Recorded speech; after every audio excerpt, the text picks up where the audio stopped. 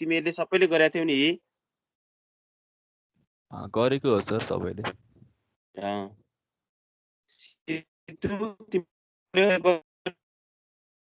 तिमीले अस्ति गरेको थियौ? मलाई भन्नुभएको सर? गरेको थिएँ सर।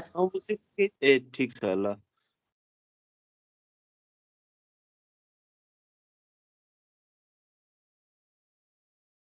अलि 40-45 जना हो न, अनि सुरु गरौँ ल।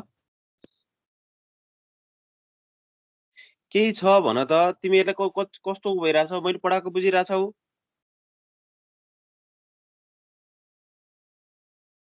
एकदम बुझिरहेछ सर अहिलेसम्म। अहिलेसम्म बुझिरहेछौ? धेरै पढाएकै छैन, पढाउनै भ्याएको छैन। खै यताउति कहिले के मिल्दैन, कहिले के नमिलेर, कहिले क्यामेरा मिल्दैन, कहिले स्लाइड हुँदैन। यो टिमले चाहिँ अलिकति ह्याङै गर्छ। मलाई अस्तिको पालि नि यसले खुब प्रब्लम दिएको थियो। तिमीहरूको अरू सरहरूको प्रब्लम आउँछ कि आउँदैन टिममा? त्यस्तो खासै आउँदैन सर अरू सरहरूको। हो, मेरोमा त किन त्यस्तो भएर छ? खै सर पुरानो भएछ क्या हो? ल्यापटप पुरानो भएको हुन्छ सर। के भन्यौ? ल्यापटप पुरानो भएको हुन्छ सर। त्यस्तै लाग्यो। 44 जना भयो। ठिक छ, एकैछिन कुराउँ अब 2 मिनेट।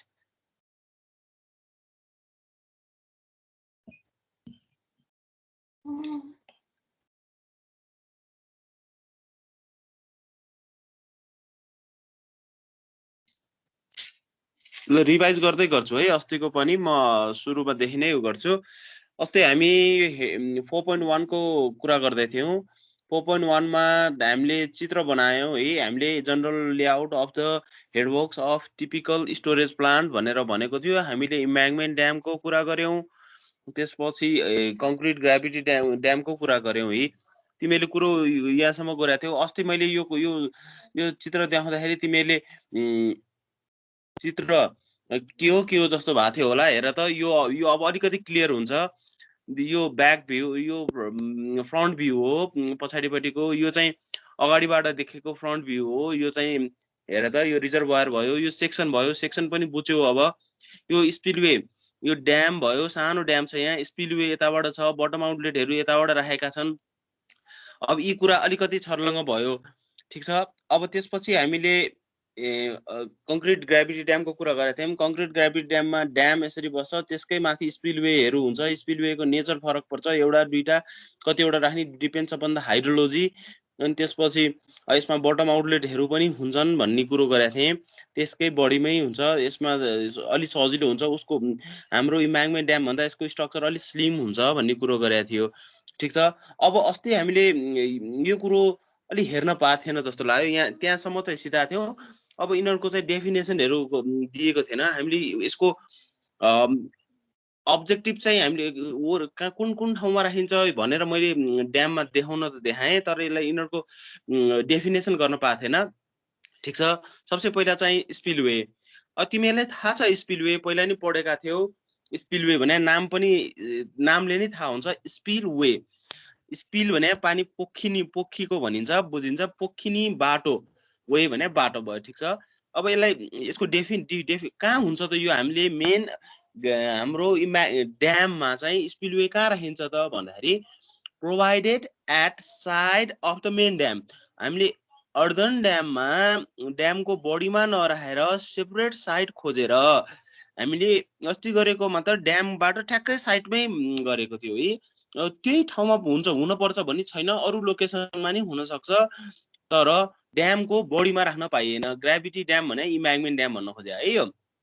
और in main body in case of concrete gravity dam रे, कङ्क्रिटमा चाहिँ हामीले बडीमै राखेको हुन्छ। यो कुरो मैले अहिले पनि देखाएँ, अस्ति पनि भनेको थिएँ, ठिक छ। यो किन राखिन्छ त भन्दाखेरि to release excess water to downstream safely during flooding.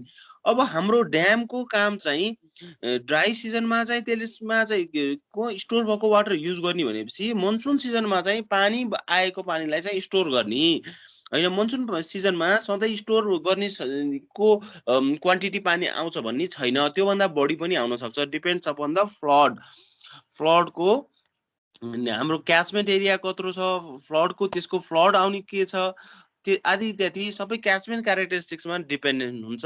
त्यसकारणले हाम्रो के भयो, त्यसमा आउने फ्लड चाहिँ हामीले स्टोर गर्ने भन्दा बढी आउन सक्छ। त्यसकारणले त्यसलाई चाहिँ के गर्नु पर्यो, सेफली पास गर्न पर्यो। त्यो सेफली कसरी पास गर्ने भन्दा चाहिँ थ्रु स्पिलवेबाट पास गर्ने। त्यही भएर हामीले स्पिलवेको लेभल चाहिँ हाम्रो ड्यामको लेभल, ड्याममा हामीलाई चाहिने म्याक्सिमम रिजर्वायर लेभल भन्दा ठ्याक्कै रिजर्वायरकै लेभलमा राखेको हुन्छ। त्यो भन्दा माथि पानी बढ्ने बित्तिकै हाम्रो स्पिलवेबाट के हुन्छ, स्पिल भएर हाम्रो पानी चाहिँ डाउनस्ट्रिममा जान्छ। यसको कामै त्यही हो। यसको राख्नुको अब्जेक्टिभ के हो भन्दाखेरि हाम्रो ड्यामलाई चाहिँ सेफ गराउनु हो। ड्यामलाई चाहिँ पानीबाट पानी त्योभन्दा माथि बढेर ओभरटप अन्तबाट ओभरटप भयो भने ड्याम अथवा ड्याम इट्सेल्फ अथवा ड्यामको वरिपरिकोलाई के गरिदिन्छ, यसले क्षति पुर्याइदिन सक्छ। आखिरमा लास्टमा गएर कोल्याप्स पनि हुन सक्छ, ड्याम फुट्न सक्छ। त्यस कारणले त्यो स्थिति नआओस् भन्नलाई हामीले चाहिँ स्पिलवे राखेका हुन्छौँ। यो स्पिलवेको काम चाहिँ त्यो हो। अब स्पिलवे डिजाइन केमा गरिन्छ त भन्दाखेरि generally design depending upon the project. अब हाम्रो स्टोरेज पावर प्लान्टमा चाहिँ हामीले युजमा हुने चाहिँ किन सबै पानी छेक्छौँ, ठुलो ड्याम बनाएको हुन्छ, हाई ड्याम बनाएको हुन्छ जनरली भनेपछि यसको डिजाइन चाहिँ पिएमएफमा गरिन्छ, प्रोबेबल म्याक्सिमम फ्लड। यो मैले सर्टकट देखाएको छु, तिमीले बुझ्छौ होला भनेर। र डिजाइन फ्लड भन्छ। डिजाइन फ्लड भने के हो भने that may be PMF or PMF with GLOF भनेको ग्लेसियर लेक आउटबर्स्ट फ्लड। यदि छ भने त्योभन्दा माथि कतै ग्लेसियर छ भने ग्लेसियरलाईसम्म हामीले त्यस्तो पोटेन्सियल एरिया छ भने तिनीहरूको पनि डिस्चार्जलाई हामीले क्याल्कुलेसन गरेर हामीले फ्लडमा चाहिँ इन्क्लुड गरेर राख्नुपर्छ। र यसले चाहिँ आएको त्यहाँ आउने चाहिँ पानी सबै चाहिँ फ्लडलाई चाहिँ रिलिज गर्नुपर्छ, त्यो पनि सेफली रिलिज गर्नुपर्छ डाउनस्ट्रिममा। यसको अब्जेक्टिभ यो हो, ठिक छ। त्यसपछि बटम आउटलेट र अन्डर स्लुइस भन्छौँ हामी। बटम आउटलेट कहाँ राखिन्छ त भन्दाखेरि अस्ति पनि मैले भनेको थिएँ, बटम आउटलेट चाहिँ जनरली डेड स्टोरेज भन्दा माथि अथवा डेड स्टोरेज राख्दैनौँ भने हामीले सकेसम्म रिभरको बटममा राखिन्छ। जनरली हाई ड्याममा चाहिँ बटम भन्दा ठ्याक्कै बेडमा भन्दा अलिकति माथि चाहिँ यसलाई डेड स्टोरेज पार्ट भनेर राखिन्छ। डेड स्टोरेज पार्ट भनेको कस्तो हो भने सेडिमेन्टलाई चाहिँ त्यति सेडिमेन्ट चाहिँ हामी त्यहाँ बसे नि बसोस् त्यसले हामीलाई केही पनि असर गर्दैन, त्यति चाहिँ हामीले त्यो सेडिमेन्टको लागि ठाउँ राखिदिएको भनेर डेड स्टोरेज राख्छौँ। हो त्यो डेड स्टोरेज भन्दा माथि चाहिँ हामीले बटम आउटलेट राख्छौँ, बटम आउटलेट अथवा अन्डर स्लुइस। अब यसको काम के त भन्दाखेरि बटममा राखिसकेपछि यसको मेन हाम्रो यसको अब्जेक्टिभ चाहिँ टु स्लुइस सेडिमेन्ट डाउनस्ट्रिममा चाहिँ सेडिमेन्टलाई फाल्नलाई बनाएको स्ट्रक्चर हो यो। अब फाल्ने कसरी त भन्दाखेरि बाई अपरेटिङ, यो गेट अपरेट गरिसकेपछि अब either in full reservoir level or lowering the reservoir level, ठिक छ। अब फुल रिजर्वायर लेभलमा हामीले यसलाई अपरेट गर्यो भने खासै इफेक्टिभ हुँदैन। र यदि हामीले रिजर्वायरलाई हामीले लङ टर्म हेर्छौँ भने यसलाई चाहिँ फ्लसिङ गर्नुपर्छ। त्यो भने चाहिँ पुरै ड्र डाउन गरेर फ्लसिङ गर्यो भने चाहिँ यसको लाइफ चाहिँ अलिकति बढी हुन्छ। त्यो चाहिँ हाम्रो थ्योरीले भन्छ, तर प्र्याक्टिकली त्यो चाहिँ सम्भव गाह्रै छ, ठिक छ। अब काम बुझ्नु पर्यो मेन कुरो, ठिक छ। अब हेर त मैले यही कुरा लेखिदिएको छु, provided at the bottom of the dam near the existing bed to release sediment to the downstream so that the life of the project become longer. Sediment हामीले पास गरिसकेपछि प्रोजेक्टको लाइफ चाहिँ रिजर्वायरको लाइफ चाहिँ बढी हुन्छ अरे, किनभने यसले स्टोरेज लाइक हामीले जुन स्टोरेज भनेर भनेको थियौँ त्यो भोल्युम चाहिँ हाम्रो सधैँ मेन्टेन गर्न सक्छौँ, ठिक छ। अब यो केमा डिजाइन गरिन्छ त भन्दाखेरि generally design to pass the annual flood or monsoon flood or average monsoon flood, जे पनि हुनसक्छ है। अब डिपेन्डिङ अन द प्रोजेक्ट यो पनि। अब यो चाहिँ जनरली हामीले अपरेट गर्ने सेडिमेन्ट फ्लसिङ गर्ने भने कस्तो बेला भन्दाखेरि मनसुनको बेला। मनसुनको बेला बेसनी सेडिमेन्ट आउँछ, त्यो बेला पानी हामीलाई स्पिल पानी बढी पनि आएको हुन्छ र इनर्जी अरू हाइड्रो पावरले जेनेरेट गर्ने भएको भएर यस्तो स्टोरेज प्लान्टलाई चाहिँ फ्लसिङ 15-20 दिन अथवा सर्टेन टाइम चाहिँ हामीले फ्लसिङ गर्नलाई पनि सकिन्छ। जस्तै हाम्रो अहिले बन्न लागेको अप्पर सेती भन्ने तनहुँ हाइड्रो पावर प्रोजेक्टमा चाहिँ यस्तो अपरेसन मेकानिजम चाहिँ डेभलप गरेका छन्। उनीहरूले चाहिँ 10 वर्षसम्म चाहिँ फ्लसिङ नगर्ने, 10 वर्षपछि चाहिँ अहिले महिनाको जुन पिकमा चाहिँ हामीले 1 महिना जति चाहिँ फ्लसिङ गर्दैन। पहिला फर्स्ट 10 इयर्समा चाहिँ केही पनि नगर्ने, अर्को 10 इयर्समा चाहिँ त्यसलाई चाहिँ 15 दिन जति सबै ड्र डाउन गरेर फ्लसिङ गर्ने र त्यसपछि चाहिँ अर्को भनेर अर्कोमा चाहिँ 1 महिना गर्ने, त्यसरी स्ट्राटेजी बनाएको छन्। हो अब किनभने मनसुनको बेला हामीलाई इनर्जी पनि सफिसियन्ट हुन्छ र यस्तो रिजर्भोयर प्रोजेक्टको चाहिँ सेडिमेन्ट कन्ट्रोल गर्नलाई चाहिँ गाह्रो हुन्छ, किनभने मनसुनको बेला बेसरी सेडिमेन्ट पनि ल्याउँछ।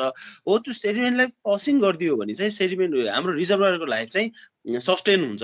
हो त्यसै कारणले यसलाई चाहिँ अब मनसुनको बेला हामीले फ्लसिङ गर्न लागिरहेछौँ। मनसुनको बेला आउने एभरेज फ्लड के हो त भन्दाखेरि एनुअल फ्लड हुन सक्छ अथवा एभरेज मनसुन फ्लड, जुन मनसुनमा आउने चाहिँ पिकको एभरेज लिएर 3 महिनामा आउने एभरेज लिएर त्यसरी अथवा त्योभन्दा हायर डिस्चार्जमा चाहिँ यसलाई डिजाइन गरिन्छ। ठिक छ। अब कहिलेकाहीँ चाहिँ कस्तो हुन्छ भन्दाखेरि सेडिमेन्ट हामीले ड्यामको मुखमा मात्र राखेर सेडिमेन्ट फ्लसिङ नहुन नि सक्छ, किनभने रिजर्भोयर एकदम लामो छ अरे। फर एक्जाम्पल रिजर्भोयर 50 किलोमिटर माथि लामो छ अरे। अब हामीले ड्यामको मुखमा चाहिँ सेडिमेन्ट स्लुइसिङ राखेका छौँ, यसले 50 किलोमिटर माथिको सेडिमेन्टलाई यसले फाल्छ त? फाल्दैन नि, गाह्रो हुन्छ। त्यो त 50 किलोमिटरबाट त्यो डिपोजिट हुँदै हुँदै ड्याममा आउनलाई चाहिँ धेरै टाइम लाग्छ। हो त्यो कारणले कहिलेकाहीँ चाहिँ माथिबाटै हामीले डाइभर्सन टनलहरू बनाएर अथवा हामीले कन्स्ट्रक्सन गर्ने बेला डाइभर्सन टनल बनाछौँ भने यसलाई बाइपास सेडिमेन्ट स्लुइसर को रूपमा पनि युज गर्न सकिन्छ, सेडिमेन्ट स्लुइसिङ गर्न पनि सकिन्छ। यो चाहिँ अल्टरनेटिभ वे अफ सेडिमेन्ट के बटम आउटलेटलाई यसरी राख्न नि सकिन्छ। ठिक छ, यो भयो बटम आउटलेट। अब इन्टेक भन्ने छ, इन्टेकको कुरा म गर्दिनँ। इन्टेकको हामीले यहाँ सबै उसमा डिजाइन, अब यो पछाडि इन्टेकको सबै डिटेलै पढ्न पर्ने भएको भएर वाट इज इन्टेक भन्ने मैले कुरा गरिनँ, तिमीले पहिला नि पढाएको थियौ। ठिक छ, इन्टेक भन्ने सौगात केही छ? सौगात पौडेल बुझ्यौ? हजुर सर। ल ल बुझेको भए ठिक छ। कसैले केही छ? म अगाडि बढे नत्र। उमेश? हुन्छ सर, ठिक छ सर। ठिक छ है। ल अब हाम्रो अर्को हेडिङ छ 4.2 मा ड्याम इन्जिनियरिङ भन्छ। ड्याम इन्जिनियरिङ भन्छ के हो त ड्याम? अब मैले यसलाई सबैलाई पहिला निकाल्छु। ड्याम भने के हो त? अब तिमीलाई थाहा छ, मैले अलिकति रफ भाषामा बोल्ने। ड्याम भने ड्याममा पानी छेक्ने है, तिमीले बुझ्नलाई नि अलिकति सजिलो होस् सम्झिन नि। ड्याम भने के अरे? ड्याममा पानी छेकेर कुनै हामी स्ट्रक्चर बनाउँछौँ भने यसलाई ड्याम भन्छ। अब सिम्पल यसको डेफिनेसन हेर्ने हो भने dam is the water retaining structure built across the river in order to provide for the safe retention and storage of the water. यसमा रिटेन पनि गर्नु पर्यो, स्टोर पनि गर्नु पर्यो। सेफ रिटेन भने चाहिँ के हो भने यसलाई सर्टेन टाइमसम्म होल्ड गर्नु पर्यो र स्टोर गर्ने जनरली मेन अब्जेक्टिभ चाहिँ हाम्रो यो चाहिँ कस्तोमा बनाइन्छ? ड्यामको रिभरको एक्रसमा बनाइन्छ। अब यसलाई चाहिँ ड्याम भन्छ। अब डिपेन्डिङ अपन द हाइटको आधारमा यसले विभिन्न किसिमको ड्याम हुन सक्छ। जस्तै हामीले वेयरलाई पनि ड्याम भन्न सक्छौँ, डाइभर्सन ड्याम। त्योभन्दा माथि ब्यारेजलाई नि टाइप अफ ड्याम हो। ठुलो भइसकेपछि ड्याम त ड्यामै भइहाल्यो, ठुलो ड्याममै छेक्यो भनेपछि हो। यिनीहरू पनि ड्यामको क्याटेगोरिजमा पर्छन्। अब ड्यामको हिस्ट्री हेर्ने भने यो कहिले बनेको रहेछ त भन्दाखेरि धेरै अगाडि बनिसकेका रहेछन्। 2600 BC मै हाम्रो इजिप्टतिर चाहिँ ड्याम बनिसकेका रहेछन्।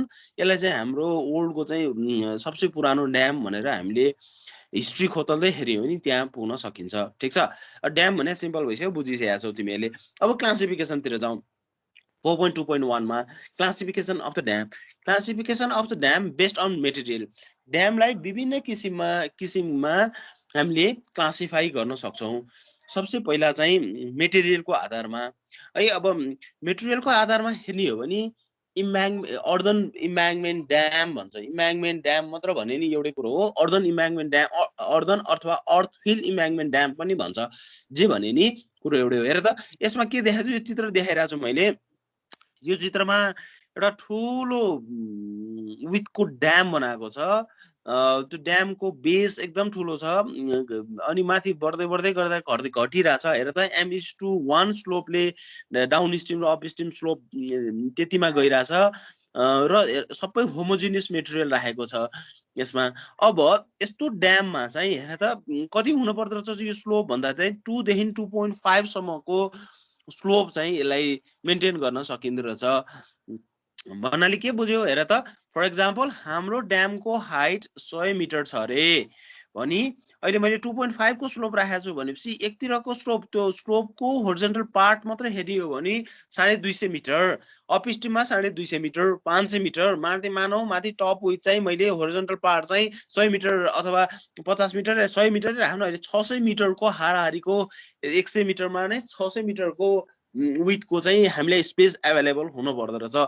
र यो यस्तो ड्याममा चाहिँ सबै होमोजिनियस मेटेरियलहरू राखेको हुँदो रहेछ। होमोजिनियस भने के हो भन्दाखेरि यो चाहिँ हामीले जुन सोइल मेकानिक्समा पढेको सिम्पल सोइललाई चाहिँ हामीले यहाँ एज अ इम्ब्याङ्कमेन्ट रूपमा युज गर्यौँ भने यसलाई चाहिँ हामीले के भन्छौँ, अर्थफिल ड्याम भनेर भन्छौँ। अब यसको मेन के छ त, यसलाई डिफाइन गर्ने, यसलाई डिफरेन्ट गर्ने के छ त क्याटेगोराइज भन्दाखेरि, if the compacted soil is over 50% of the place volume of material used for earthfill embankment belongs to the engineering soil रे भन्न खोजेको के हो, हामीले क्लासिफाई गरेको नर्मल सोइल जस्तै कुनै ड्याम बनाउन लागिरहेछौँ, यत्रो भोल्युमको मेटेरियल ल्याउन लागिरहेछ भनेपछि हामीले ड्यामको नजिकै अथवा कुनै ठाउँमा चाहिँ क्वारी साइट भेट्यौँ। क्वारी साइट कस्तो भेट्यौँ भन्दा चाहिँ एउटा पहाडै काटेर ल्याएर त्यसको माटो चाहिँ त्यहाँ युज गर्न लाग्यो भनेपछि पहाडको माटो के छ त भनेर पहिला हामीले एनालाइसिस गर्छौँ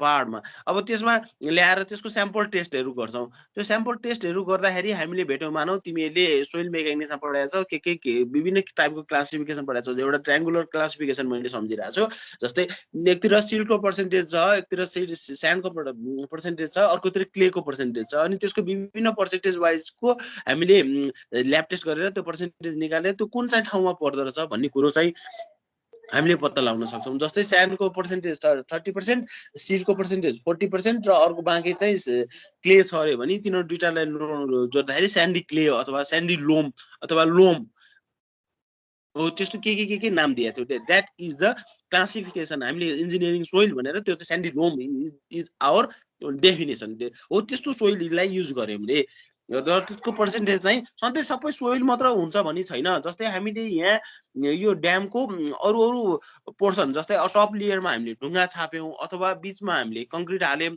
अथवा भित्र फिल्टर हाल्न पर्यो, के अरू मेटेरियल पनि आउँछन् हो। ती मेटेरियलहरू बाहेक यसको पर्सेन्टेज चाहिँ मोर देन 50% छ भने चाहिँ हामीले यसलाई चाहिँ इम्ब्याङ्कमेन्ट अर्थफिल इम्ब्याङ्कमेन्ट ड्याम भनेर भन्न सक्छौँ। सुसन बुझ्यौ मैले के भने? यस सर।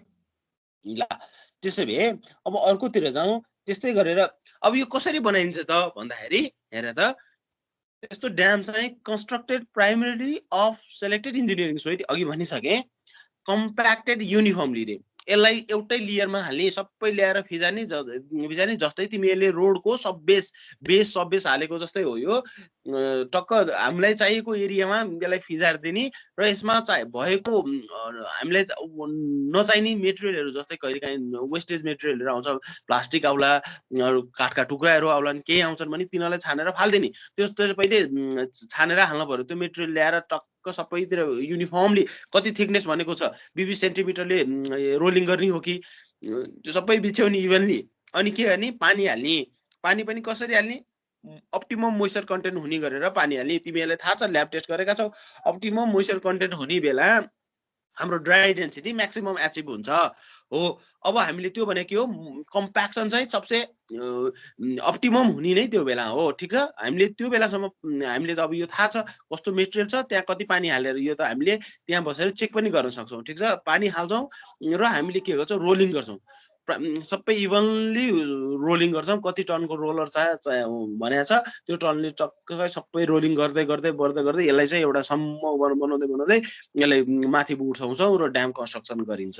ठिक छ, यसमा धेरै टेन्सनै छैन। यस्तो ड्याम बनाउन चाहिँ अलिक सजिलो हुन्छ। किन भन्दाखेरि सिंगल मेटेरियल युज भइरहेछ। सिंगल मेटेरियल युज भइसकेपछि के भयो, सजिलो भयो, सबैतिर जहाँ पाए जहाँ पनि त्यही मेटेरियल हाल्यो, सटक्क रोलिङ गर्दियो, हामीले अनि के गर्यो, अर्को लिएर हाल्यो, फेरि गर्यो भनेपछि एकैचोटिमा यो एकैचोटि भन्नाले कन्स्ट्रक्सनलाई चाहिँ अलिक सजिलो हुन्छ, मेटेरियल एउटै छ, यस्तो भयो। अब अर्को छ रकफिल इम्ब्याङ्कमेन्ट। रकफिल इम्ब्याङ्कमेन्टमा चाहिँ अब कस्तो हुन्छ भन्दाखेरि हेर, यसमा यो पहिला यो चित्र हेर, यो चित्रमा पहिला m तिरै जाउँ।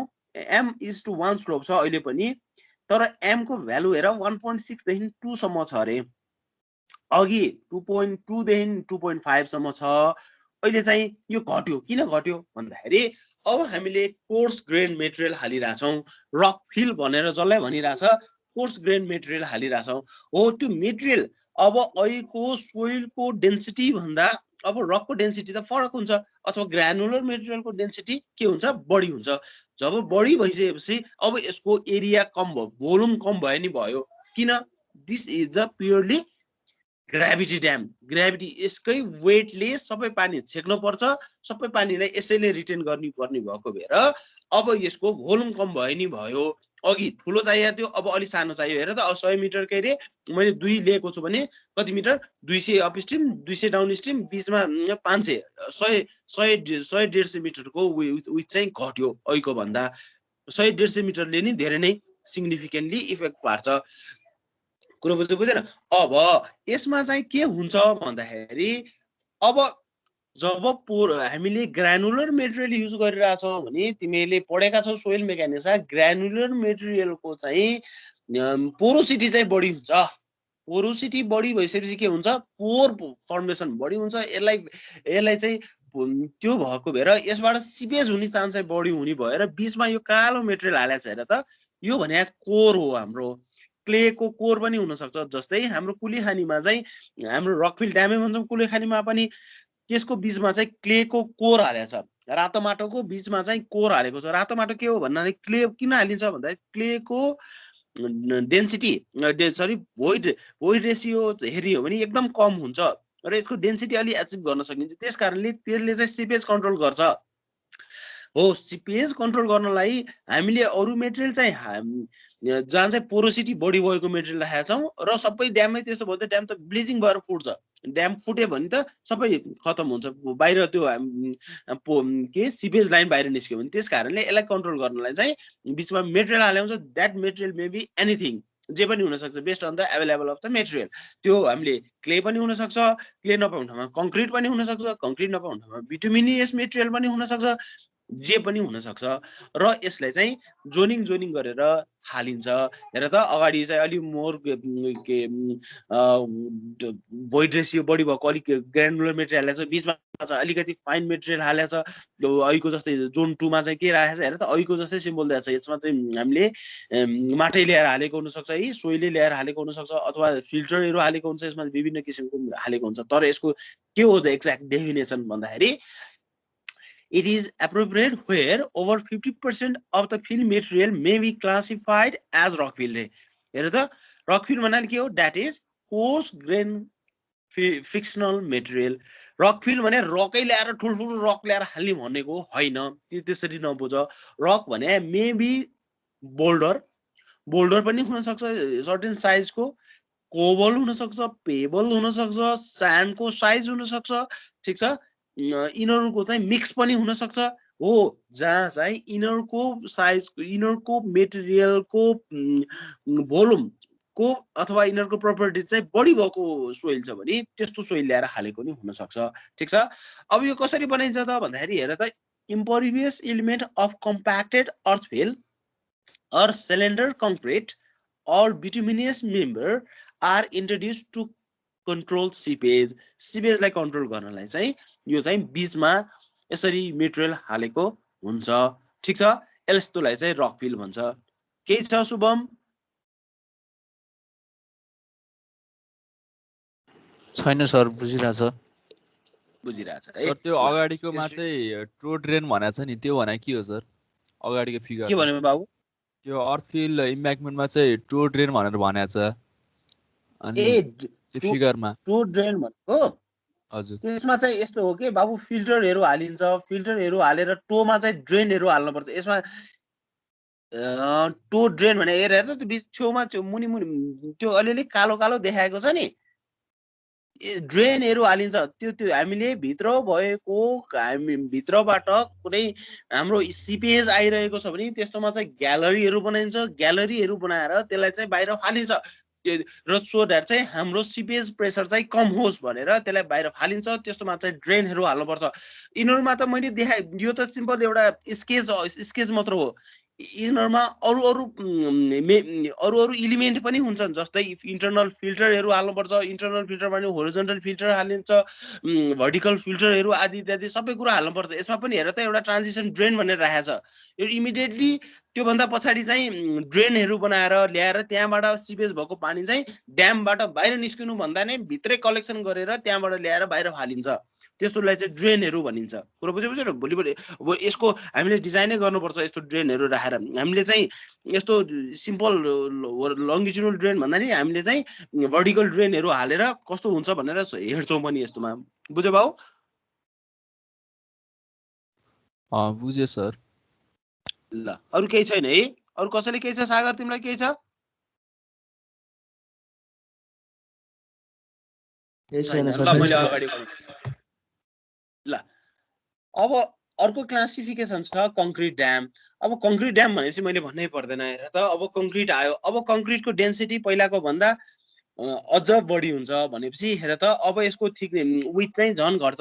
यो एउटा देखाएको चित्र देख्यो नि, हेर त यसमा चाहिँ भर्टिकल फेस एकदम सरी अपस्ट्रिम फेस भर्टिकल भएको र सर्टेन थिकनेस भएको र स्लोपमा आएको। हेर त यो m:1 स्लोप चाहिँ 0.75 र प्लस माइनस यसको घटबढी अलिकति घटीबढी हुन सक्छ अरे भन्नाले अहिलेको भन्दा थिकनेस अझ कम भयो। अब थिकनेस कम हुँदै हुँदै जाँदा अब यहाँ के बुझिन्छ भन्दाखेरि हेर त रकफिल अर्थफिल यो चाहिँ जहाँ चाहिँ वाइड भ्याली छ, जहाँ चाहिँ ठुल्ठुलो भ्याली छ, त्यस्तो ठाउँमा चाहिँ ठुल्ठुलो चौडाइ भएको भ्याली छ भने त्यस्तो ठाउँमा चाहिँ रकफिल र अर्थफिलमा चाहिँ मोर के हुन्छ इकोनोमिकल हुन्छ र मोर त्यो चाहिँ सुटेबल हुन्छ। तर जहाँ चाहिँ न्यारो भ्याली छ, न्यारो भ्यालीमा चाहिँ कङ्क्रिट राख्नु चाहिँ फाइदा हुन्छ। कङ्क्रिट किनभने अर्थफिल भन्दा न्यारो भ्यालीमा चाहिँ थोरै कङ्क्रिट पनि जान्छ, स्लिम कङ्क्रिट गइसकेपछि बनाउन पनि सजिलो हुन्छ। ठिक छ हो। अब यस्तो चाहिँ जनरली हाम्रो ग्राभिटी ड्यामको चाहिँ कङ्क्रिट ग्राभिटी ड्यामको चाहिँ सेक्सन चाहिँ यस्तो हुन्छ। यो सेक्सन किन यस्तो आयो भन्ने कुरो चाहिँ योभन्दा पछिल्ला हेडिङमा चाहिँ हामीले प्रुभै गर्छौँ यो सेक्सन किन यस्तो बनाइन्छ, यो सेक्सन के हो भन्ने कुरो चाहिँ हामीले डिटेल जान्छौँ। अहिले मैले धेरै बोलिनँ यसमा। ठिक छ। अब यसमा चाहिँ के हुन्छ भन्दाखेरि this is made up of concrete either plain cement concrete or reinforce cement concrete. Generally reinforce हालिन्छ किनभने थर्मल एक्सपान्सनहरूको लागि राखेर। अब यसमा चाहिँ it may be gravity dam. Gravity dam भने अहिले भर्खर देखाएको यो 1 नम्बरको फिगर जस्तो। अर्को यो सी नम्बर भन्यो, this is the buttress dam. यसलाई बट्रेस ड्याम भन्छ। हेर त्यही ग्राभिटी ड्याम जस्तैलाई अगाडि अपस्ट्रिम सानो स्लोप, डाउन स्ट्रिममा सिमिलर जस्तै जस्तै स्लोप छ, तर बीचको मेटेरियल चाहिँ निकाल्यो। तर हेर त यो फिगरमा, यो सेकेन्ड फिगरमा अगाडि देखाएको भने द्याट इज द सेक्सन, यो पछाडि देखाएको द्याट इज द प्लान। यस्तोलाई चाहिँ बट्रेस ड्याम भन्छ। बट्रेस ड्यामको कन्सेप्ट के हो भन्दाखेरि अगाडि आर्च हुन्छ, आर्चको कारणले यसले आर्च इफेक्टको कारणले यसले लोड बडीमा ट्रान्सफर गर्छ।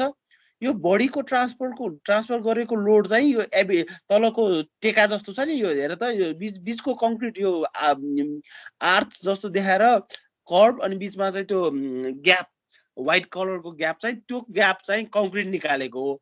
अनि बीचमा चाहिँ त्यो 28 लाखको जस्तो गरेर निकालेको। हेर त्यो चाहिँ स्लोपमा छ अरे। यो यता देखाएको यो हाम्रो अगाडिको फिगरमा देखाएको यो भर्टिकल लाइन जुन चाहिँ भर्टिकल लाइनमा अलिकति इन्क्लाइन लाइनहरू छ नि, यो भने यसको कर्वेचरहरूलाई चाहिँ रिप्रेजेन्ट गरे हो। त्यसपछि चाहिँ यो स्लोप छ भनेर यहाँ देखिरहेछ हो। यस्तो किसिमको जोमेट्री भएको ड्यामलाई चाहिँ हामी बट्रेस ड्याम भन्छौँ। यस्तो ड्याम पनि कङ्क्रिट ग्राभिटी ड्याममा यदि जहाँ चाहिँ लामो स्पानमा चाहिँ कङ्क्रिट युज गर्नु पर्यो, अब त्यस्तो ठाउँमा चाहिँ पुरै ग्राभिटी ड्याम गर्यो भने चाहिँ धेरै नै खर्चिलो हुन्छ। अनि त्यस्तो ठाउँमा चाहिँ बट्रेस ड्यामहरू चाहिँ युज हुन्छ। यस्तो चाहिँ तिमीहरूले हाम्रो नेपालमा चाहिँ बट्रेस ड्याम धेरै बनाएको छैन, तर विदेशतिर बनाएको छ। यो यस्तो हामीले मेगा स्ट्रक्चरमा यस्तो स्ट्रक्चर चाहिँ धेरै देख्न सकिन्छ। ठिक छ। अब अर्को छ यो भन्दा नि स्लिम भने आर्च ड्याम हो। तिमीले आर्च इफेक्ट भनेर पढेको छौ स्ट्रक्चरमा। जब कुनै कर्वेचर हुन्छ, कर्वेचरमा हामीले माथि लोड दिने बेला आर्चको त्यसको ड्यामको बडीमै नलागेर केमा जान्थ्यो, एबिटमेन्टमा चाहिँ लोड ट्रान्सफर हुन्थ्यो हो। सिमिलर कन्सेप्टले यदि हाम्रो कुनै पनि साइटमा बोथ ब्याङ्क चाहिँ एकदम हाम्रो साउन्ड रक भएको ब्याङ्क छ, त्यो ब्याङ्कमा चाहिँ लोड ट्रान्सफर गर्न सकिन्छ भने त्यस्तोमा चाहिँ आर्च ड्याम चाहिँ सुटेबल हुन्छ। आर्च ड्यामले चाहिँ कसरी गर्छ भन्दाखेरि लोड ट्रान्सफर गर्दाखेरि यो देखाएको अहिले आर्च ड्याममा चाहिँ अप स्ट्रिम फेसमा भर्टिकल फेस छ र डाउन स्ट्रिम फेस चाहिँ हेर त M:1 स्लोप छ। यो एकदम 0.3 देखि 0.5 सम्म हेर एकदम सानो सानो भइरहेको छ स्ट्रक्चर। अझ अब यो देखाएको स्ट्रक्चर लास्टको हेर त, ई नम्बरको this is the double arch dam. Double arch dam भन्दा प्लानमा पनि आर्च देखिन्छ र यसको सेक्सनमा माथिको सेक्सन के थियो हेर त, भर्टिकल थियो र इन्क्लाइन भएर आएको थियो भने अब यसको सेक्सनमा पनि के देखिन्छ, आर्च देखिन्छ। के आर्च देखिन्छ, कर्वेचर देखिन्छ भनेपछि यसले चाहिँ यो चाहिँ बोथ साइडमा चाहिँ कर्वेचर भएको ड्याम हो। यो चाहिँ एकदम स्लिप हुन्छ। तिमीहरूले नेपालको बुढी गण्डकीको डिजाइन हेर्छौ भने बुढी गण्डकी तिमीहरूले उसमा गयो होला जियोलोजी टुरमा, बुढी गण्डकी साइट हो। त्यो साइटमा लौ यस्तै किसिमको ड्याम भन्न लागेको छ, डबल आर्च ड्याम। प्लानमा नि गोलो र यस्तो सेक्सनमा नि गोलो भनेपछि एकदम स्लिम स्ट्रक्चर छ। कुरा बुझ्यो बाबु? कृष्ण कृष्ण कृष्ण हजुर सर, बुझ्यौ? बुझिरहेको छ है ल।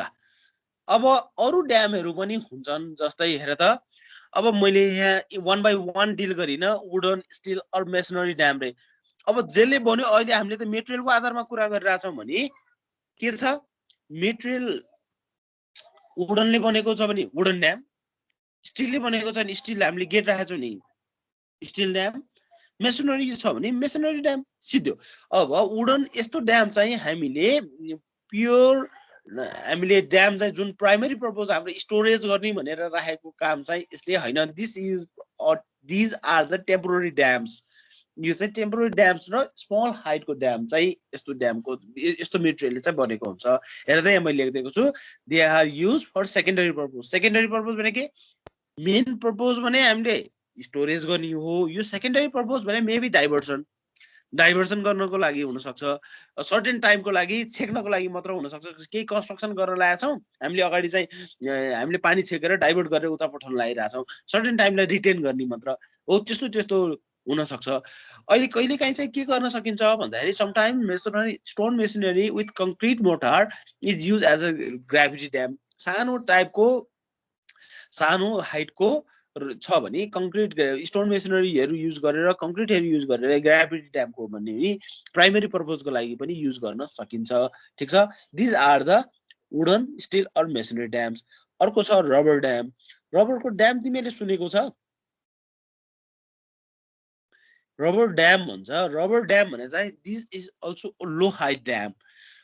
रबर ड्याम चाहिँ हेर त, यसले चाहिँ मैले लेख्दैछु छु, rubber dam is use to retain water of small height.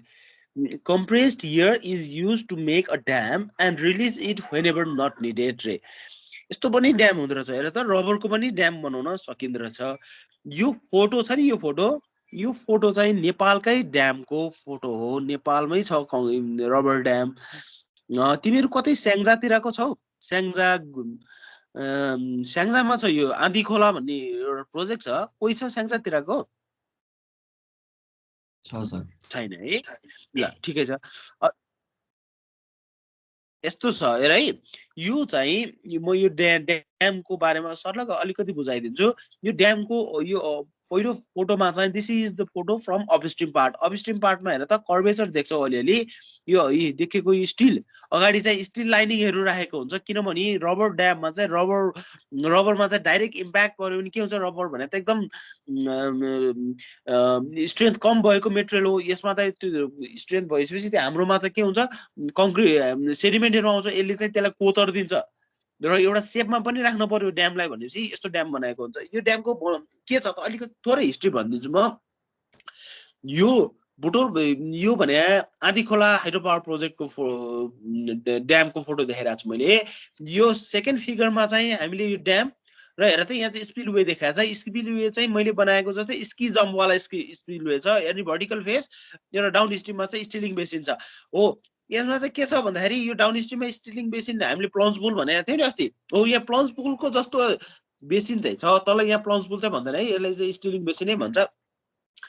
यहाँ कस्तो छ भन्दाखेरि यसको यो बेसिनमा चाहिँ एकदम साउन्ड रक थियो, बेड रक चाहिँ राम्रो भेटेको भएर उनीहरूले चाहिँ के गरे, स्की जम्प बनाइदिएर पानी चाहिँ बेड रकमा ठोकाइदिएर इनर्जी डेसिपेसन गरे।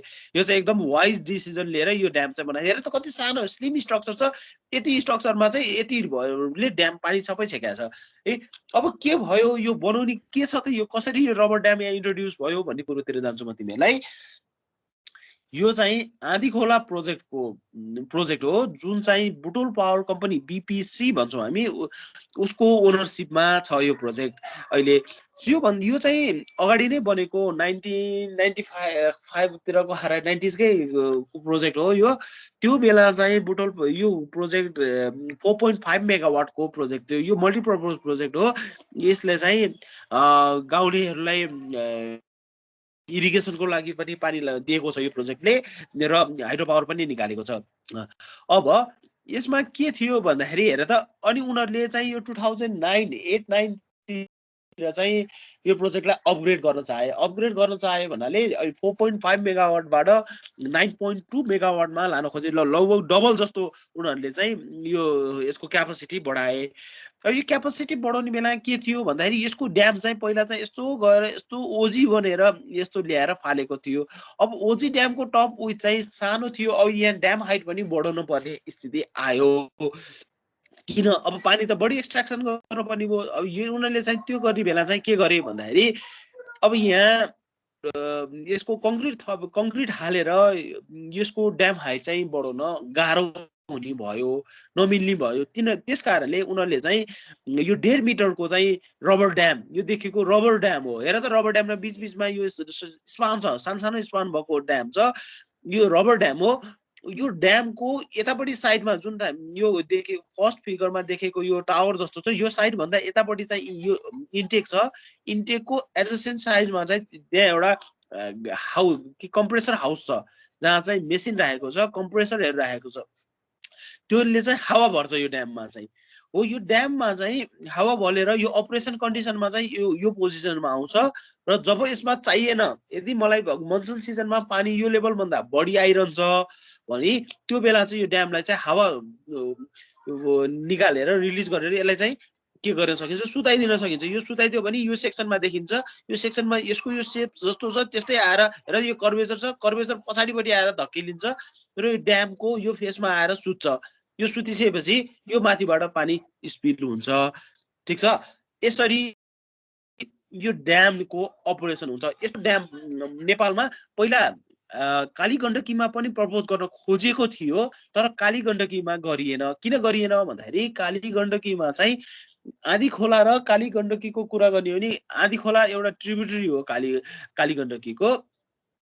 आँधी खोला चाहिँ रिलेटिभली क्लिन छ, यसमा चाहिँ सेडिमेन्टको प्रोपर्टिज हेर्ने हो भने यसमा चाहिँ त्यस्तो क्वार्ट्ज कन्टेन्ट भएको त्यस्तो धेरै सेडिमेन्ट आउँदैन। यसमा बाढी आयो भने पनि कस्तो हुन्छ भन्दाखेरि एकदम रातो भएर आउँछ एकछिन बाढी, त्यसपछि यो त्यो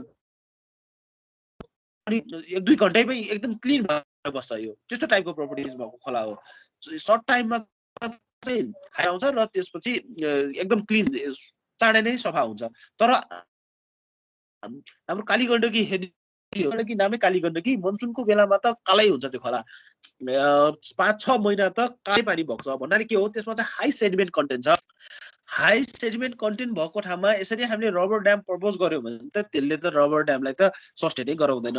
अपरेसन कस्टले त यसलाई त कहाँ पुऱ्याइदिन्छ। त्यो रबर ड्याम सधैँ बनाएर बसिरहने त कसको काम छ र, हो किन? यसले त्यही भएर त्यस्तो ड्याम चाहिँ प्रपोज नगरेर पछि चाहिँ अनि गेटेड स्ट्रक्चर बनाएको थियो। ठिक छ, जुन चाहिँ हामीले पिकिङ गर्नलाई चाहिँ रबर ड्यामले चाहिँ गर्ने भन्ने कुरो थियो। पहिलाको डिजाइन मैले हेरेको थिएँ एकचोटि, त्यस्तो थियो। ठिक छ, केही छ ल भन, this is the rubber dam. विज्ञान केही छ?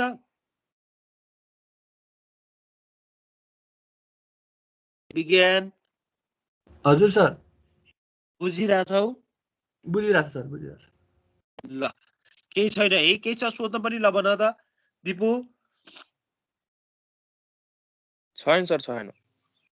छैन है, बुझिरहेछौ त्यसबे। ल मैले अगाडि बढाएँ है त। अब अर्को छ classification of dam based on the function. फङ्सनको आधारमा क्लासिफाई, अघि हामीले मेटेरियलको आधारमा क्लासिफाई गर्यो भने अब फङ्सनको आधारमा हेर त। फङ्सनको आधारमा हेर्ने हो भने फर्स्टमै कन्जर्भेसन ड्याम भन्छ, कन्जर्भेसन अर स्टोरेज ड्याम। के हो त कन्जर्भेसन ड्याम भन्दाखेरि अब स्टोर गर्ने नामै काफी छ। अब यसलाई मैले धेरै उनी गर्नु पर्दैन, नामै काफी छ। स्टोर गर्ने ड्यामले स्टोर वाटर ड्युरिङ सरप्लस, मनसुनको बेला पानी स्टोर गर्छ।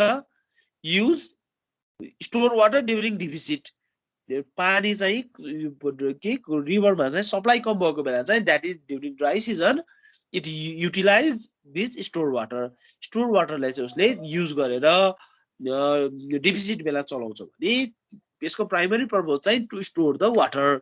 यस्तो ड्याम छ भने यसलाई चाहिँ स्टोरेज ड्याम भनेर भनिन्छ। ठिक छ। अब के हो त कसरी बनाइन्छ त भन्दाखेरि generally high dam constructed by concrete, stone, earthfill or rockfill. यो चाहिँ ठुलो हाइटको ड्याम बनाइन्छ। अब यो के गरेर बनाइन्छ त, के हो त्यसको काम? किन भन्दाखेरि it can be used for water supply, hydro power, recreation, fish farming or multipurpose, जे पनि हुनसक्छ। इरिगेसनको लागि पनि बनाइदिन सकिन्छ। अब हामीले हाइड्रो पावर पढिरहेछौँ र हाइड्रो पावरमा बढी हाइड्रो पावरको लागि बनाइएला जर, तर it can be use as a multipurpose project or from store water we can supply water for drinking. ठिक छ। ड्रिङ्किङ वाटरको लागि वाटर सप्लाईको काम पनि गर्न सक्छ। अब यसको मल्टिपर्पज त त्यो पोखरी बनिसकेपछि त फार्मिङ गर्ने, फिस फार्मिङ गर्ने भने एउटा एडिसनल एडभान्टेज, फिस फार्मिङको लागि मात्र नि बनाइँदैन। ठिक छ। यसरी यसको युज चाहिँ विभिन्न किसिमको हुन सक्छ भनेपछि अब यो केमा डिजाइन गरिन्छ त भन्दाखेरि हेर त, design for PMF with GLOF if any or based on the project features हो। अब पिएमएफ अथवा ग्लफ चाहिँ यसको स्पिलवेको क्यापासिटीहरू चाहिँ त्यसरी डिजाइन गरेर बनाइन्छ, त्यसरी एजुम्सन गरेर बनाइन्छ। यस्तोलाई चाहिँ स्टोरेज ड्याम भनिन्छ। सौगात बुझिरहेछौ? बुझिरहेछु सर। ठिक छ। ल अर्को छ डाइभर्सन ड्याम। नाम आफै काफी छ। हेर त, डाइभर्सन गर्ने, केही कुरालाई डाइभर्ट गर्ने ड्यामलाई चाहिँ डाइभर्सन ड्याम भनेर भन्छ। This are the purely low height dam. हेर त, constructed to provide head for carrying water into the canal, tunnel or any conveyance structure. जस्तै तिमीले इरिगेसनमा पढ्यौ, वेयर राख्यौ, weir is a diversion dam, diversion टाइपको ड्याम। अब यसमा चाहिँ के हुन्छ, generally height is very small and no reservoir is form. Reservoir ठुलो हुँदैन, रिजर्भर सानो हुन्छ, रिजर्भर धेरै ठुलो हुँदैन। त्यस कारणले यसले डाइभर्सन पर्पजको लागि मात्र गरिरहेछ। हामीले स्टोरेज यसमा गर्न खोजेकै छैनौँ भनेपछि यसमा धेरै ठुलो हाइटको ड्याम बनाउनु हाम्रो कस्टलियर मात्र हुन्छ। हामीलाई चाहिने ड्याम मात्र बनाए पुग्यो। ठिक छ। Height is small and reservoir चाहिँ धेरै हुँदैन अथवा एकदम थोरै हुन्छ। अब यस्तो प्रोजेक्ट चाहिँ कस्तो डिजाइनमा, फ्लडमा चाहिँ डिजाइन गरिन्छ भन्दाखेरि design for 100 years flood or more based on the project features. अहिले चाहिँ हाम्रो यस्तो स्मल साइजको ड्याम डाइभर्सन मात्र गर्यो भने चाहिँ 200 yearsलाई चाहिँ हाम्रो गाइडलाइन चाहिँ 200 years गर्नुपर्छ भन्दो रहेछ। पहिला चाहिँ 100 yearsमा पुग्दै थियो। अनि त्योभन्दा बिचको पार्टको जस्तै पिआरओआर प्रोजेक्टको हामीलाई ड्याम बनाउन लागिरहेछ भने त्यसको लागि चाहिँ हामीले चाहिँ 500 yearsको चाहिँ फ्लडलाई चाहिँ डिजाइन फ्लड लिनुपर्छ भनेर अहिलेको उसले चाहिँ भन्छ, गाइडलाइन्सले। तर यो चाहिँ based on the project features र रिभर क्यारेक्टरिस्टिक्स, रिभरको क्यारेक्टरिस्टिक्स पनि डिपेन्डेन्ट भयो हो। यो सबैको आधारमा चाहिँ फिचर्सहरू चाहिँ गरिन्छ। यस्तो टाइपलाई चाहिँ डाइभर्सन ड्याम भनेर भनिन्छ। बुझ्यो है सागर? बुझिरहेछौ?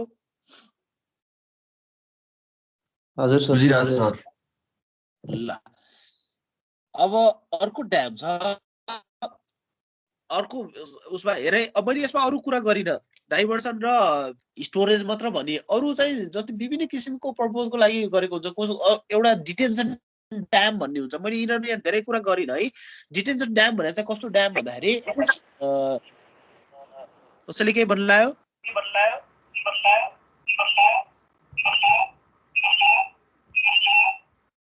कसरी इको आयो? किन इको आयो ल?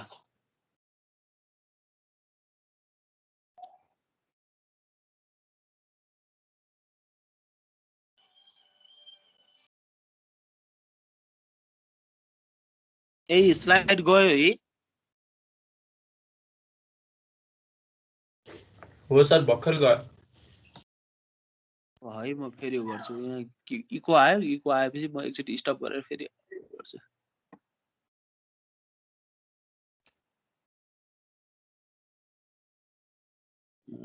है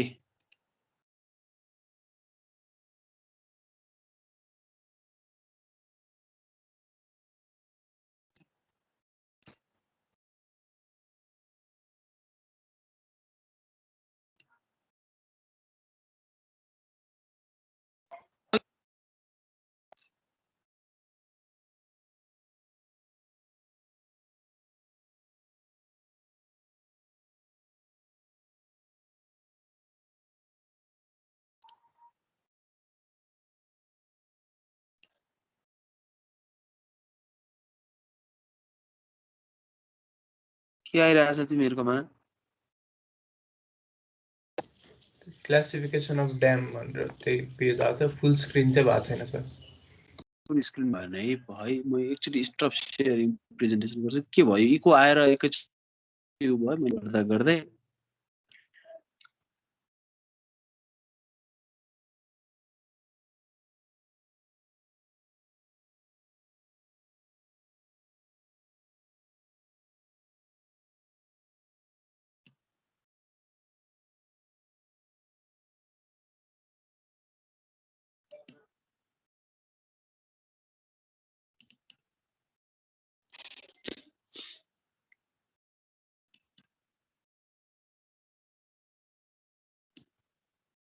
एकैछिनमा भइरहेको थियो, मैले जानी भएर इको आयो भनेर गर्दै।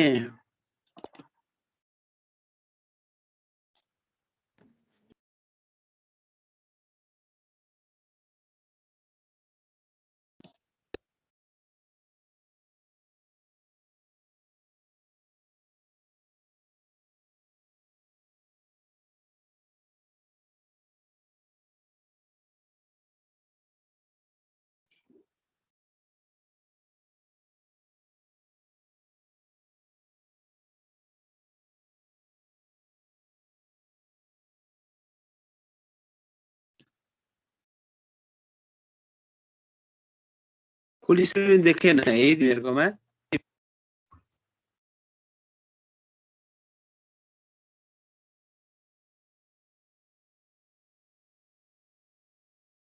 फुल स्क्रिन देखेन है?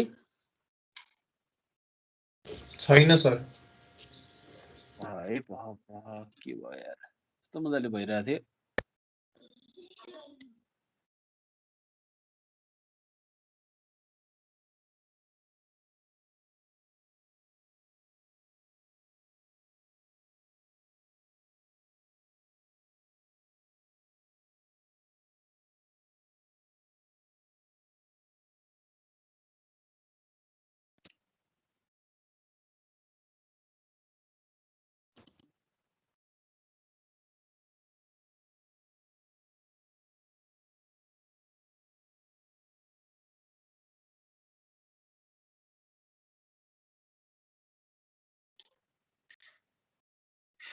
के हुन्छ यो?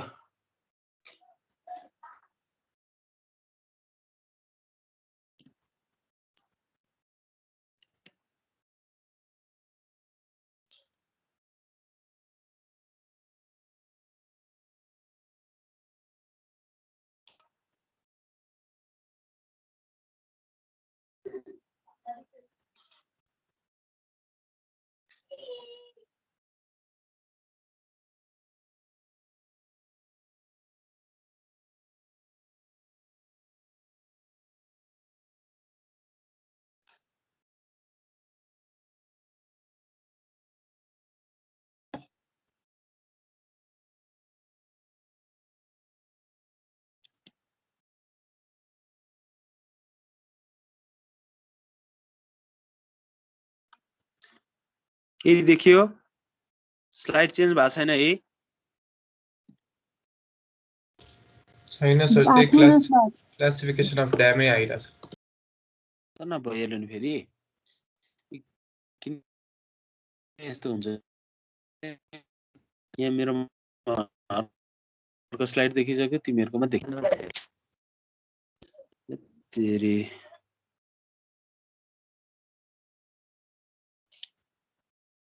भाइ अब यसलाई फेरि स्टप सेयरिङ गर्नु पर्यो कहिले के समस्या आउँछ यार यो पुरै बुझ्दिन है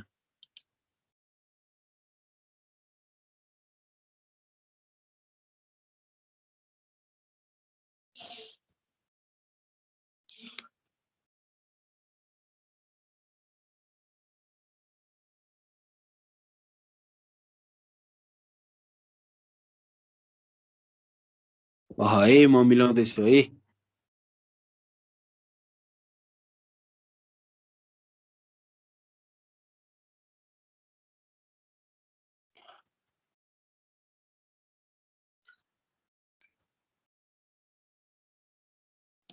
गाह्रो पो त गर्यो हौ यसले शेयर गर्न खोज्यो अर्कै देखाउँछ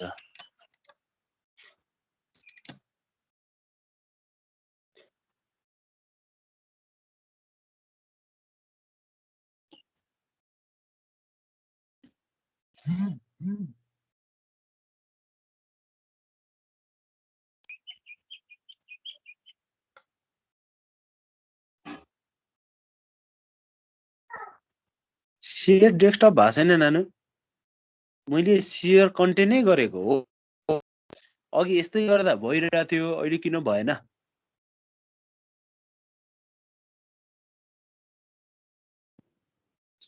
भयो सर भयो चेन्ज भयो ए चेन्ज भयो मेरो यसलाई जुम गरेर हेर त ल जुम गरेर हेर है चेन्ज भन्दा नि यसरी स्लाइड शो भनेर पुरै फुल आएन चेन्ज जुम गरेर हेर है समस्या नहोला जुम गरेर हेर्दा ल ठिकै छ मैले अब क्लासिफिकेसन बेस्ड अन हेडको कुरा गर्छु अघि विभिन्न टाइपको क्लासिफिकेसन हामीले मैले के भन्नुलाई चाहिँ डिटेन्सन ड्यामको कुरा गरिरहेको थिएँ डिटेन्सन ड्याम भने चाहिँ कस्तो हुन्छ भन्दाखेरि जस्तै सर्टेन स्पेसिफिक पर्पोज जस्तै इन्डियाले एउटा इक्जाम्पल दिन्छु कोशी ब्यारेज बनाएको छ कोशी ब्यारेज बनाउनुको अब्जेक्टिभ के थियो उसको भन्दाखेरि उसले फ्लडलाई चाहिँ डिटेन गर्ने उसको मेन अब्जेक्टिभ थियो कुरा बुझ्दैन कोशीले इन्डियाको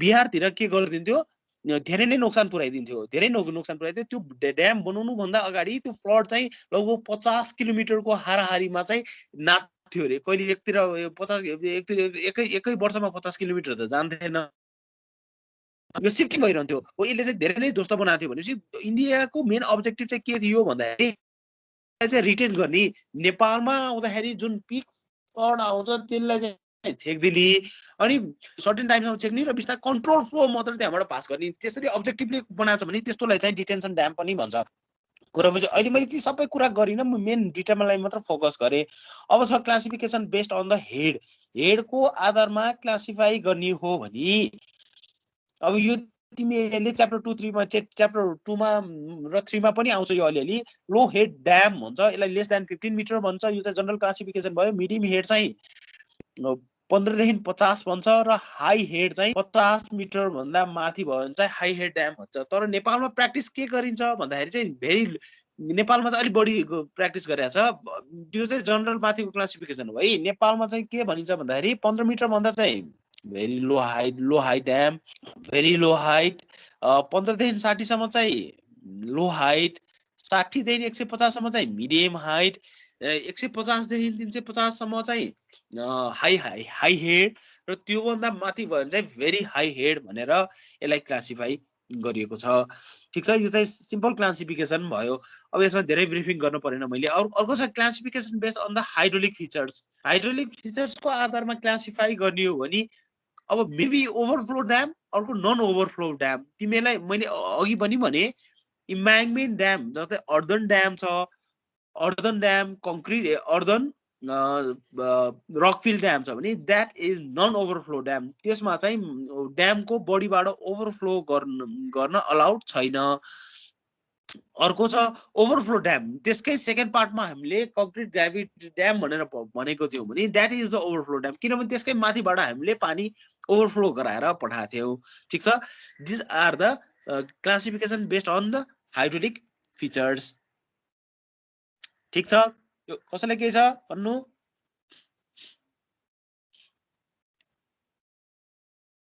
अब जाउँ। अब what are the difference between concrete gravity dam and embankment dam 4.2.2 मा छ। यसले के छ त हाम्रो डिफरेन्स भनेर अब सरसर्ती हेरौँ। यसलाई मैले पोइन्ट वाइज लिस्टिङ गरेको छु। फर्स्टमा इम्ब्याङ्कमेन्ट ड्याम हेरौँ र कङ्क्रिट ड्याम। यसलाई तिमीहरूले एक्जाममा आयो भने ट्याक्कै डिफरेन्सको रूपमा लेख्यो भने पनि ट्याक्कै ए को ए ठ्याक्कै डिफरेन्स गराएको छु मैले। ठिक छ, त्यसरी लेखाइदिएको छु। ठिक छ, अघि भनेको जस्तै अघि सबै कुरा मैले यहाँ भनिसकेको छु। अब सर र म एकचोटि भनिदिन्छु है। इम्ब्याङ्कमेन्ट ड्याममा के छ त, कस्तो ठाउँमा सुटेड हुन्छ? मैले पहिला त सुटेबिलिटीको आधारमा मैले क्लासिफाई के यिनीहरूको डिफरेन्स हेर्न लागेर। डिफरेन्स हेर्ने हो भने त यिनीहरू दुईटामा त धेरै कुरा डिफरेन्स छन्, किनभने यी चिजै फरक फरक चिज हुन्। तर एउटा कुरा सिमिलरिटी के छ भने this both are the dam. Dam हो दुइटै हो। अब फरक केलाई दुईटा डिसिमिलर मेटेरियल ल्याएर कुरा गर्ने भने यिनीहरूको बिचमा चाहिँ कम्पेरिजनै हुँदैन जस्तो हुन्छ के। किन भन्दाखेरि एउटा कङ्क्रिट हो, एउटा इम्ब्याङ्क, चिजै फरक हुन्। तर हामीले के छ त प्रिन्सिपल्ली भेरिएन्ट हाम्रो डिजाइनमा के छ, इन्जिनियरिङ एस्पेक्टमा के छ त यसको डिफरेन्स भन्ने कुरातिर हामी यहाँ सरसर्ती हेरौँ। इम्ब्याङ्कमेन्ट ड्यामतिर जाउँ पहिला। हेर, सुटेबिलिटीको कुरा गरौँ। सुटेबिलिटीमा suited to either rock or compressive soil foundation in a wide valley रे। सरी, कस्तो ठाउँमा यो युज हुन्छ रे भन्दा चाहिँ जहाँ चाहिँ फाउन्डेसन चाहिँ रक छ,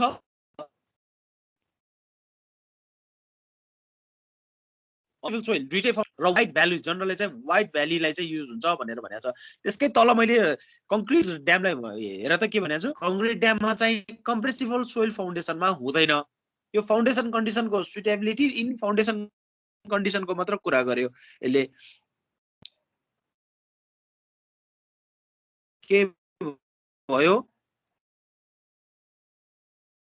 साउन्ड अड्किरहेछ सर। स्लाइड देखेर तिमीहरुकोमा केही छ?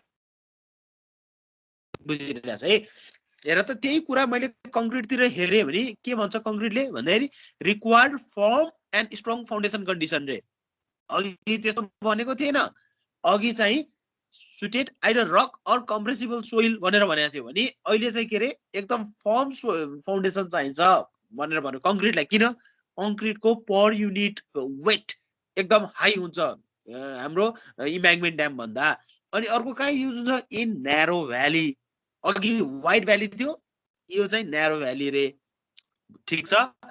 अर्को सेकेन्ड नम्बरमा इम्ब्याङ्कमेन्ट ड्यामतिर local construction material can be used but need of range of materials. For example for core, shoulder, internal filter etc रे। माथि चाहिँ हामीले लोकल मेटेरियल युज गर्न सकिन्छ कन्स्ट्रक्सनको लागि। जस्तै हामीले अघि मैले पनि भने, मैले कुनै ठाउँमा मैले इम्ब्याङ्कमेन्ट ड्याम बनाउन लागिरहेको छु भने त्यसको क्वारी साइट हेरेँ मैले। क्वारीमा एउटा पहाडैको मलाई यो चाहिँदैन, यो पहाडै मैले काटेर ल्याएर यसको माटो चाहिँ त्यहाँ हाल्ने भनेर हामीले मिलायौँ भने त्यो पहाडमा को माटोमा के हुनसक्छ भन्दाखेरि एउटा चाहिँ मेन बडीलाई चाहिने माटो भइहाल्यो। त्यसको कोर हुनसक्छ, कोरलाई फरक चाहिन सक्छ। सोल्डर भने पछि हामीले देखाउने त्यो साइडमा अघि जोनिङ गरेको थियो नि हो, त्यस्तो जोनिङ गरेको इन्टरनल फिल्टर हो। त्यो फरक किसिमको मेटेरियल चाहिन्छ। तर this all are the natural material. भनेपछि कङ्क्रिटमा के हुन्छ त भन्दाखेरि एक स्टेप प्रोसेस गरेको मेटेरियल युज हुन्छ। Process natural material. यसमा के हुन्छ? कङ्क्रिटमा एग्रिगेट युज हुन्छ, स्यान्ड युज हुन्छ, सिमेन्ट युज हुन्छ। This all are the process material and can be use as a construction material. ठिक छ। दिस यो चाहिँ मेटेरियलको एस्पेक्टमा चाहिँ कुरा गरेको। अर्को चाहिँ कन्स्ट्रक्सन प्रोसेसको एस्पेक्टमा कुरा गरौँ। Construction process can be continuous. अघि पनि भने मैले इम्ब्याङ्कमेन्ट ड्याम बनाउने बेला हामीले के गर्छौँ? सेलेक्टेड मेटेरियल ल्याएर फिजार्छौँ, त्यसमाथि रोलिङ गर्छौँ र फेरि अर्को लिएर हाल्छौँ, फेरि रोलिङ गर्छौँ, डेन्सिटी एचिभ गर्छौँ फेरि गर्छौँ भनेपछि दिस इज द कन्टिन्युअस। यसलाई चाहिँ हामीले रोक्न पर्दैन। Is the purely discontinuous. किन भन्दाखेरि कङ्क्रिट ड्याम चाहिँ हामीले एकैचोटि सर्टेन हाइट, तिमीले कङ्क्रिट स्ट्रक्चर पढेको छौ, एकैचोटि मैले 5 मिटर एकै दिनमा 5 मिटर मैले कास्टिङ गर्छु भने पाइन्छ? कङ्क्रिट पाइँदैन। किन? कङ्क्रिटको लिमिटेसन छ। कङ्क्रिटलाई मैले म्यासिभ कङ्क्रिट भयो भने 1 मिटर भन्दा अलावालाई हुँदैन।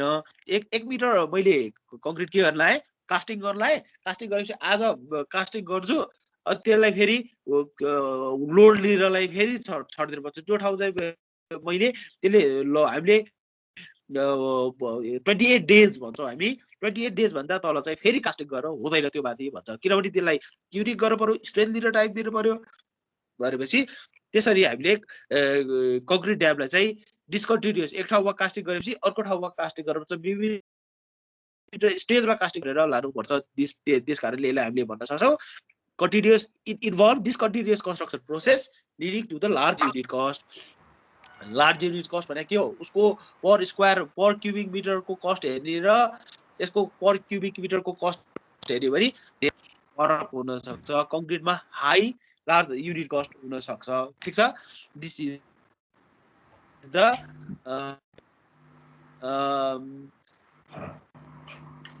difference between concrete and embankment dam based on the construction process.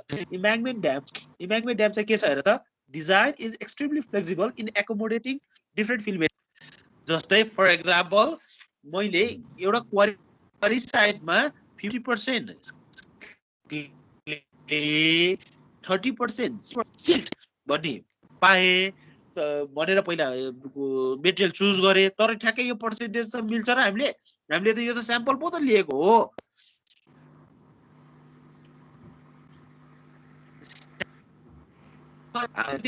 जस्तै 30% अर्को 35% सिल्ट र बाँकी भएको क्ले आयो भने त्यस्तो युज गर्नु कारणले यसमा रेन्ज छुट्याइ पहिले 40 देखि 50% सम्मको स्यान्ड, अर्को 30 देखि 20 देखि क्ले, अर्को पर्सेन्टेज पनि यसरी छुट्याएको छ। यसमा चाहिँ विभिन्न रेन्जको मेटेरियल्सहरू चाहिँ ल्याएर हाल्न पाइन्छ। तर यो कुरा कङ्क्रिटमा पोसिबल छ? कङ्क्रिटमा त हामीले M20 भनेपछि M20 को लागि कति हुन्छ त्यसको हामीले रेसियो भनेपछि त्यो द्याट इज द फिक्स। जस्तै 1:2:6 होला, 1:2:4 होला, 1:3:6 होला, के होला भनेपछि रेसियो फिक्स। अथवा हामीले मिक्स डिजाइन गरेको छौँ भने यति भोल्युम, यति वेट सिमेन्ट, यति वेट स्यान्ड, यति वेट स्यान्ड सिमेन्ट एग्रिगेट भनेर फिक्स भएर हुन्छ। त्यसमा चाहिँ नो फ्लेक्सिबिलिटी, त्यसमा फ्लेक्सिबिलिटी हुँदैन। त्यस कारणले यो चाहिँ के हो? बेस्ड अन डिजाइन चाहिँ embankment dam is more flexible dam concrete dam. अब सेन्सिटिभिटीको कुरा गरौँ। सेन्सिटिभिटीको कुरा गरियो भने embankment dam is sensitivity to overtopping. यसबाट पानी ओभरटप गर्नु हुँदैन। तर कङ्क्रिट ड्याम चाहिँ हामीले कङ्क्रिट ड्यामकै माथि स्पिलवे बनाएको छ, that is not sensitive of overtopping. त्यो अर्को स्लाइड उतापट्टि गयो, केही छैन, मैले भनिरहेको छु। अर्को छ F नम्बरमा पावर हाउस। जनरली मैले तिमीहरूलाई उसमा पनि देखाएको थिएँ, केमा अगाडि चित्रमा पनि देखाएको थिएँ। इम्ब्याङ्कमेन्ट ड्याममा के इन्टेक बनाएपछि के गरे? डट गरेर छड्दे। यसको चाहिँ तल कतै टनेल होला, गएर तल पावर हाउस होला भनेर छड्दै थिएँ भने कङ्क्रिट ड्यामको के याद गरेको छ? कङ्क्रिट ड्यामको टोमै हामीले पावर हाउस बनाएको थियौँ। त्यस कारणले यसलाई डिफरेन्स के गर्न सकिन्छ भन्दाखेरि इम्ब्याङ्कमेन्ट ड्याममा चाहिँ power house is generally is far from the toe, तर कङ्क्रिट ड्याममा चाहिँ it is placed at the toe of the dam। लेखेर त यही कुरा लेख्दै छु। अब मैले यही कुरा सर र कङ्क्रिटबाट पढ्दै आउँछु। कङ्क्रिटमा चाहिँ 1 नम्बरमा चाहिँ required firm and strong foundation condition and in narrow valley. B नम्बरमा process natural material like aggregate, sand, cement can be use as a construction material. अर्को involve discontinuous process for leading a large unit cost. Large unit cost छ भने अर्कोमा के भने थिए slide change भयो भएन तिमीहरुमा चेन्ज भयो भएन भयो सर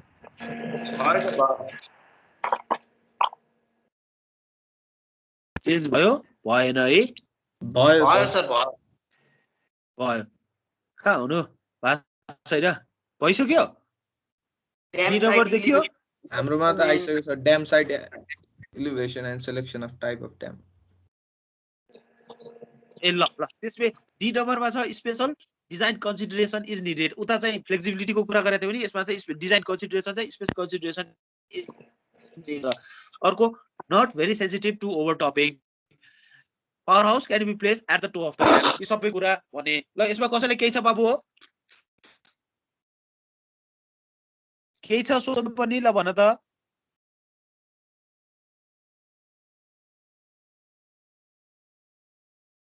घनश्याम बुझिरहेछौ श्रीशान्त बुझिरहेछौ बुझिरहेछ सर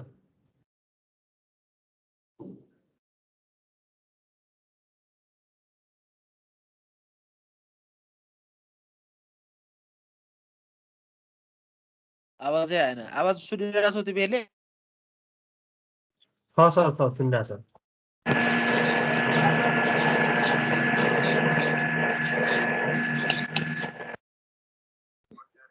सर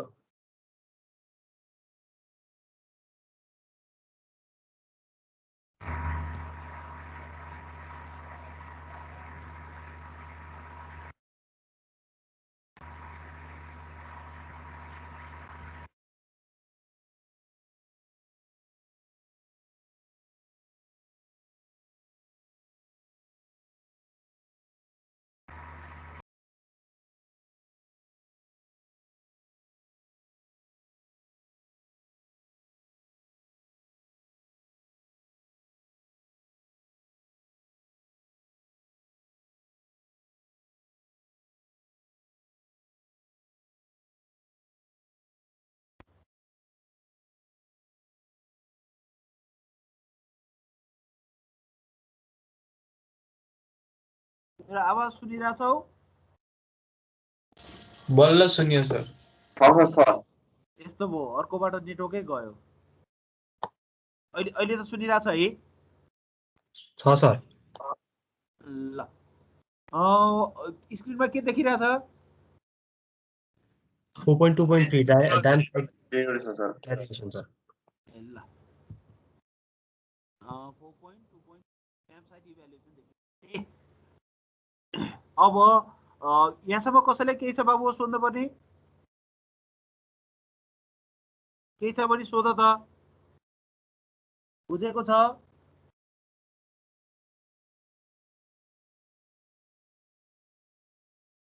बुझेको छ बुझिरहेछ सर बुझेको भए ठिक छ अब अर्को हेडिङमा जाउँ अर्को हेडिङमा छ dam site evaluation and selection of types of dam भन्छ यसले के भन्छ त भन्दाखेरि अब हामीले ड्याम साइट इभ्यालुएसन कसरी गर्ने भन्ने कुरो अब हामीले एज अ इन्जिनियर हामी कुनै साइटमा गयौँ साइटमा गएर अब हामीले इन्जिनियर भएर गइसकेपछि सिभिल इन्जिनियर भएपछि ड्याम साइटको चाहिँ हामीले नलेज राख्नु पर्यो अब कुन ठाउँमा ड्याम बनाउने कस्तो ठाउँ चाहिँ सुटेबल हुन्छ भन्ने कुरो चाहिँ हामीले थाहा पाउनुपर्छ अब यो कुरो चाहिँ गएर अब जाने बेला चाहिँ के हुन्छ हेर त सबै डेभलपरहरू जान सक्छन् विभिन्न फिल्डका एक्सपर्टहरू जान सक्छन् अब एज अ हामी इन्जिनियर भएर गइसकेपछि हामीले के कुरा हेर्नुपर्छ त ड्याम साइट सेलेक्सन गर्ने बेला भन्दाखेरि फर्स्टमा चाहिँ एभाइलेबिलिटी अफ द मेटेरियल भन्छ एभाइलेबिलिटी अफ द मेटेरियलमा के छ त भन्दाखेरि अब यो कुरो त हामीलाई थाहा छ लोकल मेटेरियल यदि हामीले युज गर्न सकियो भने के भयो द्याट इज द इकोनोमिकल है मेटेरियल युज गर्न सक्यौँ भने चाहिँ हामीलाई चाहिँ के हुन्छ इकोनोमिकल हुन्छ सुनिरहेछ अब आवाज सुनिरहेछौ नि सुनिरहेछ सर है। अब अनि अब हामीले हेर्दाखेरि के हेर्नु पर्यो भन्दाखेरि चाहिँ ड्याम साइट पहिले हामीले चाहिँ मेटेरियल चाहिँ सेलेक्सन गर्नलाई चाहिँ मेटेरियलको ठाउँ हेर्नु पर्यो ठीक छ। अब कुन ठाउँमा मेटेरियल पाइन्छ ड्याम साइट ड्याम बनाउनलाई भन्ने चाहिँ एभाइलेबिलिटी अफ द मेटेरियल चाहिँ सर्च गर्नु पर्यो। क्वारी साइट चाहिँ पहिले हेर्नु पर्यो किनभने हामीले चाहिँ साइटमा गइरहेछौँ साइटमा गरेर आएर हामीले यो कुरो चाहिँ डिसिजन गर्नुपर्छ भनेपछि हामीले ड्याम साइट हेर्न जाने बेला क्वारी साइट पनि एकचोटि हेरेर आउनुपर्छ। अब कस्तो बेला कस्तो साइट हेर्ने त भन्दाखेरि if gravel sand and coarse stones are available locally भने त्यस्तो ठाउँमा चाहिँ कङ्क्रिट ड्याम चाहिँ सुटेबल हुन सक्छ। किनभने त्यहाँ खानीहरू छ जस्तै स्यान्डहरू पाइन्छ ग्राभलहरू पनि इजिली पाइन्छ कोर्स स्टोनहरू पनि क्रस्टेड स्टोनहरू पनि एभाइलेबल छ भने त्यस्तो ठाउँमा चाहिँ कङ्क्रिट ड्याम चाहिँ मेबी सुटेबल मेबी भन्दा चाहिँ this is not only a criteria to जज द ड्याम साइट क्राइटेरिया यो पनि एउटा क्राइटेरिया भन्ने मात्र हो ठीक छ। अर्को छ if fine and coarse grain soil are available then embankment dam may be suitable. अब फाइन मेटेरियल कोर्स ग्रेन सोइलहरू पाइयो भने चाहिँ इम्ब्याङ्कमेन्ट ड्याम चाहिँ त्यस्तो ठाउँमा चाहिँ सुटेबल हुन सक्छ। अर्को छ यो एउटा क्राइटेरिया भयो। अर्को जियोलोजिकल कन्डिसन हेर्ने हो भने geological condition is a various एस्पेक्टमा हेर्न सकिन्छ। अहिले हामीले फाउन्डेसनको एस्पेक्टमा मात्रै हेर्न लाग्यो रे भने रक फाउन्डेसन आयो हामीले हेर्दै गयौँ साइटमा चाहिँ यो ठाउँमा चाहिँ रक रचर ओहो एक्सपोज भएको छ यसले चाहिँ बेडसम्म गएको छ भने यो हामीले पछि चाहिँ यसमा हामीले चाहिँ कुनै पनि टेस्ट नगरिकन भन्न त सक्दैनौँ। तर अहिले आँखाले देखेको उसमा र जजमेन्टको आधारमा हेर्यो भने रक फाउन्डेसन भेट्यो भने रक फाउन्डेसन क्यानले चाहिँ जस्तो किसिमको ड्याम पनि एक्सटेन्ड के विथहेल्ड गर्न सक्छ। यो भने हामीले चाहिँ जुनसुकै ड्याम डिजाइन गर्न सकिन्छ यो माथि any type of dam could be constructed. अब एलुएल फाउन्डेसन मात्र आयो रे एलुएल भने के हो डिपोजिट हो नि रिभरले ल्याएर छडेको डिपोजिट भयो भने चाहिँ यस्तोमा चाहिँ धेरै ठुलो ड्याम बनाउनु हुँदैन। यसमा चाहिँ concrete gravity dam of small height बनाउनु पर्यो ठीक छ। अर्को त्यसपछि फाइन स्यान्ड आयो रे फाइन स्यान्ड एन्ड सिल्ट आयो रे चेन्ज भयो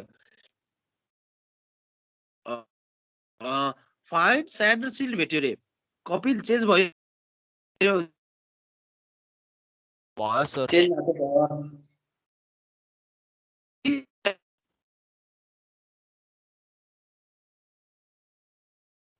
सिटु भयो भनेपछि अब फाइन स्यान्ड आयो रे फाइन स्यान्ड र सिल्ट छ अरे भने यस्तोमा चाहिँ बट्रेस ड्याम चाहिँ जनरली सुटेबल हुन्छ होइन। बट्रेस ड्याम भएन भने स्यान्ड र सिल्टमा चाहिँ हामीले अर्दर ड्याम अर रकफिल ड्याम पनि हाल्न सकिन्छ। अब क्ले फाउन्डेसन आयो अरे क्ले नै क्ले छ अरे फाउन्डेसनमा भनेपछि यो चाहिँ एकदम क्ले भने तिमीहरूलाई थाहा छ पानी धेरै पर्ने बित्तिकै यसले यसको विथहेल्ड क्यापासिटी एकदम कम हुन्छ। त्यस्तो ठाउँमा चाहिँ small height of earthen dam with foundation treatment गरेर मात्र गर्नुपर्छ नत्र क्लेकोमा चाहिँ जनरली फाउन्डेसन राखिहाल्नु हुँदैन।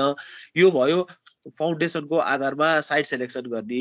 अर्को अब टोपोग्राफीको आधारमा भन्छ टोपोग्राफी गयौँ हामीले हेर्दै जाँदाखेरि ओहो कति ठुलो कस्तो गर्ज रहेछ यो ठाउँमा ड्याम बनाउनु पाएँ भन्ने जस्तो लाग्ला होइन। यो ठाउँ भन्दा अलिकति उता गएपछि कस्तो राम्रो भ्याली रहेछ यो ठाउँमा गर्न पाए धेरै हामीले स्टोरेज गर्न सक्थ्यौँ अथवा गर्जमा गर्न पाए कन्स्ट्रक्सन कस्ट चाहिँ कम हुन्थ्यो आदि इत्यादि चाहिँ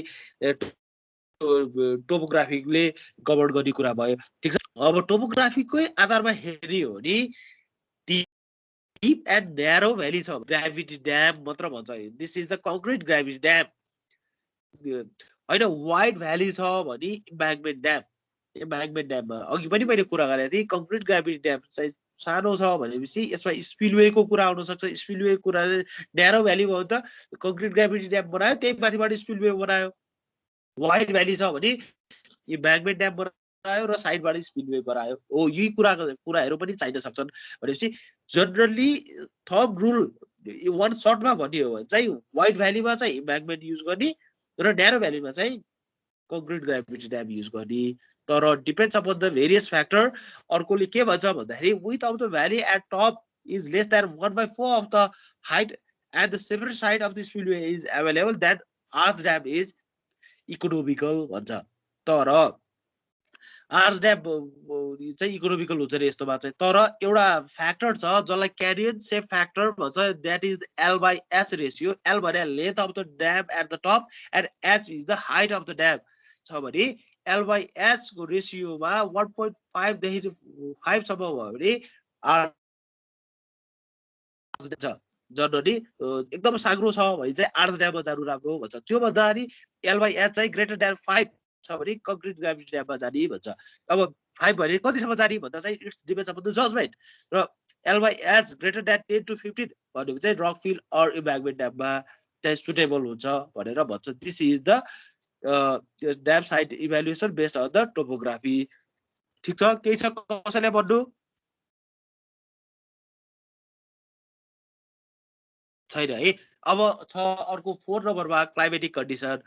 क्लाइमेटिक कन्डिसनको आधारमा हामीले ड्याम साइट इभ्यालुएसन गर्ने हो भने अब कस्तो ठाउँमा के गर्ने भन्दाखेरि जस्तै फर एक्जाम्पल तिमीहरूको हाम्रो एकदम दुर्गम ठाउँ छ, दुर्गम ठाउँमा चाहिँ अब हेर दुर्गम ठाउँ जस्तै हामीले हुम्ला जुम्ला पुगिरहेछौँ, हुम्लामा पुग्न लागिरहेछौँ, हुम्लामा एकदम स्टोरेज साइट चाहिँ एकदम राम्रो छ, तर त्यहाँ चाहिँ मैले कङ्क्रिट ग्राभिटी ड्यामको कन्सेप्ट गर्दाखेरि अब हुम्लामा मलाई खाने मेटेरियल पुर्याउनलाई त हेलिकप्टरबाट अथवा धेरै लामो रोडवे बनाएर जानुपर्छ भने त्यस्तो ठाउँमा मैले के गरेँ कङ्क्रिट ग्राभिटी ड्यामलाई डिजाइन गरिदियो भने त हेर त त्यो इकोनोमिकल हुन्छ त भएन नि। त्यस्तो ठाउँमा चाहिँ इभ्याकुएट ड्याम सकेसम्म लोकल मेटेरियल युज गरेर गर्यो। अर्को के हुन्छ त्यस्तो ठाउँमा चाहिँ बेसरी ह्युमरी हुन सक्छ।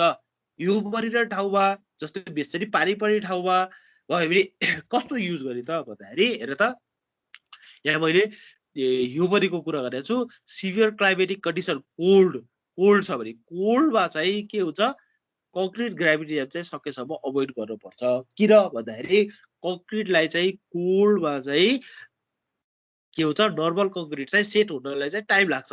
त्यस कारणले कङ्क्रिट चाहिँ राम्रोसँग सेट नहुन सक्छ। यसको लागि चाहिँ स्पेसल ट्रिटमेन्ट गर्न सक्छ, हट वाटर क्युरिङ, विविध केमिकलहरू युज गरेर गर्न सकिन्छ। गर्नै सकिँदैन भनेको होइन, फेरि तिमीहरूले भन्छौ विदेशतिर त क्यानाडा युरोपतिर त कति कोल्ड हुने ठाउँ छ, जस्तै नर्वेमा त कति हिउँ पर्छ, त्यस्तो ठाउँमा त कति कत्रोको ठुल्ठुलो ड्याम बनाएको छ भन्नु बनाउन सकिन्छ, नबनाउने होइन। तर उनीहरूको टेक्नोलोजी र हाम्रो टेक्नोलोजी फरक छ।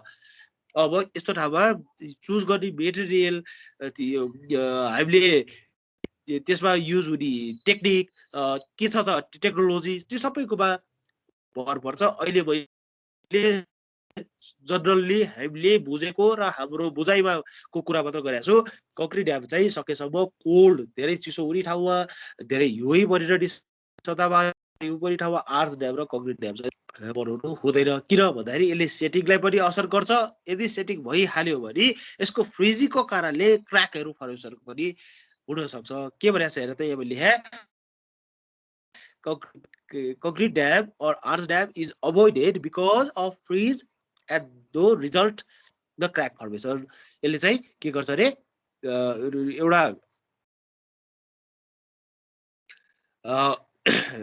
फ्रिजिङकै कुरामा सेटिङकै कुरा आउँछ, अर्को चाहिँ क्र्याक फर्मेसन हुन सक्छ भनेर भन्छ। ठीक छ, अर्को छ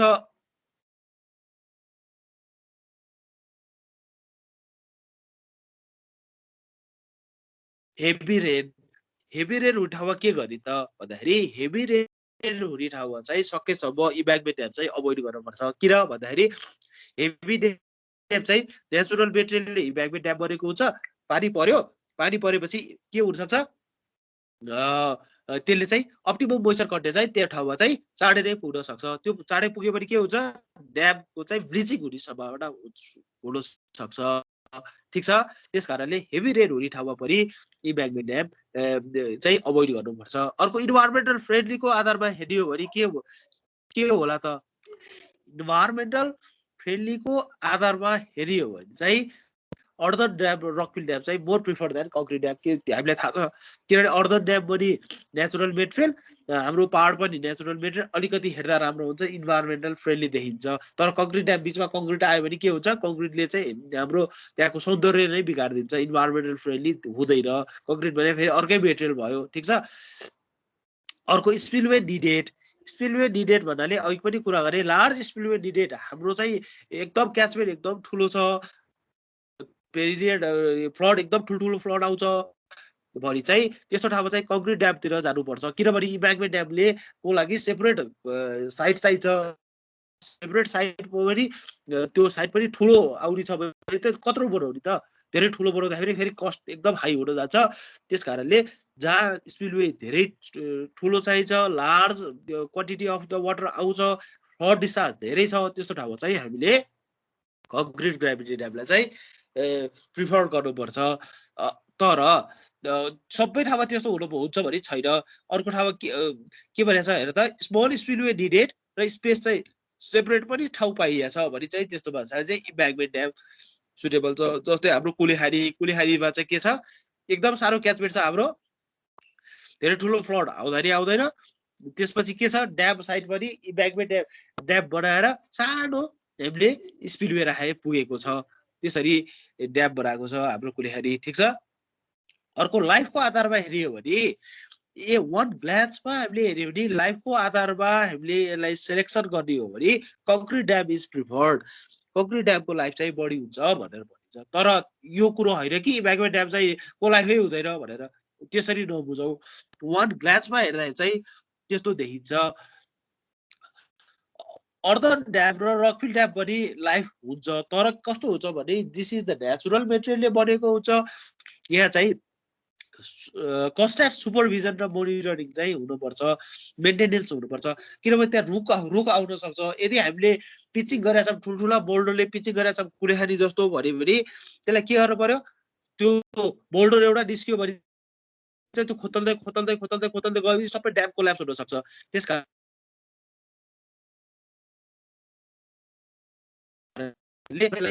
जस्तै रुख उब्रिन थाल्यो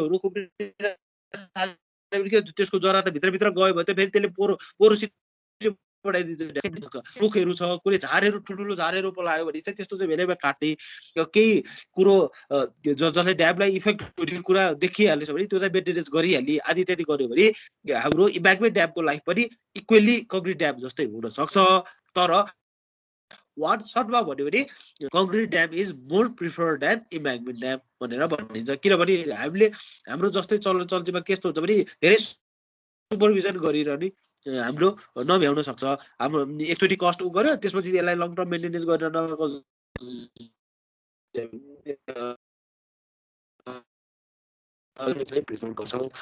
ठिक छ अर्को छ सेस्मिक जोन सेस्मिक सिटीको आधारमा हेरियो भने embankment dam are more suitable than concrete dam किन भन्दाखेरि कङ्क्रिट ड्याम चाहिँ भुइँचालो आएर कङ्क्रिट बनाएको छ यसमा क्र्याक आयो क्र्याक आउने बित्तिकै concrete is fail concrete fail हुन्छ र सिपेज कङ्क्रिटबाट सिपेज हुने सम्भावना बढ्छ इम्ब्याङ्कमेन्ट ड्याम के हुन्छ इम्ब्याङ्कमेन्ट ड्याममा चाहिँ इम्ब्याङ्कमेन्ट आवाज आयो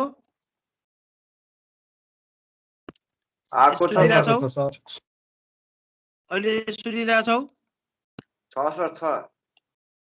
है मैले के भन्दै थिएँ सेस्मिसिटीको कुरा गर्दै थिएँ इम्ब्याङ्कमेन्ट ड्याम चाहिँ हेर त भुइँचालो आएर अलिअलि हल्लियो जस्तै हाम्रो पहाड हल्लिएर पहाडमा केही क्र्याक भयो पनि पहाड फेलियर भएको छ र हुँदैन नि इम्ब्याङ्कमेन्ट ड्याम पनि त्यस्तै थुप्रो लागेको हुन्छ त्यसमा अलिअलि हल्लिएर अलिअलि क्र्याक आइहाल्यो भने त्यो आफै सेटल भएर अथवा हामीले क्यान बी रिप्लेस्ड हामीले फेरि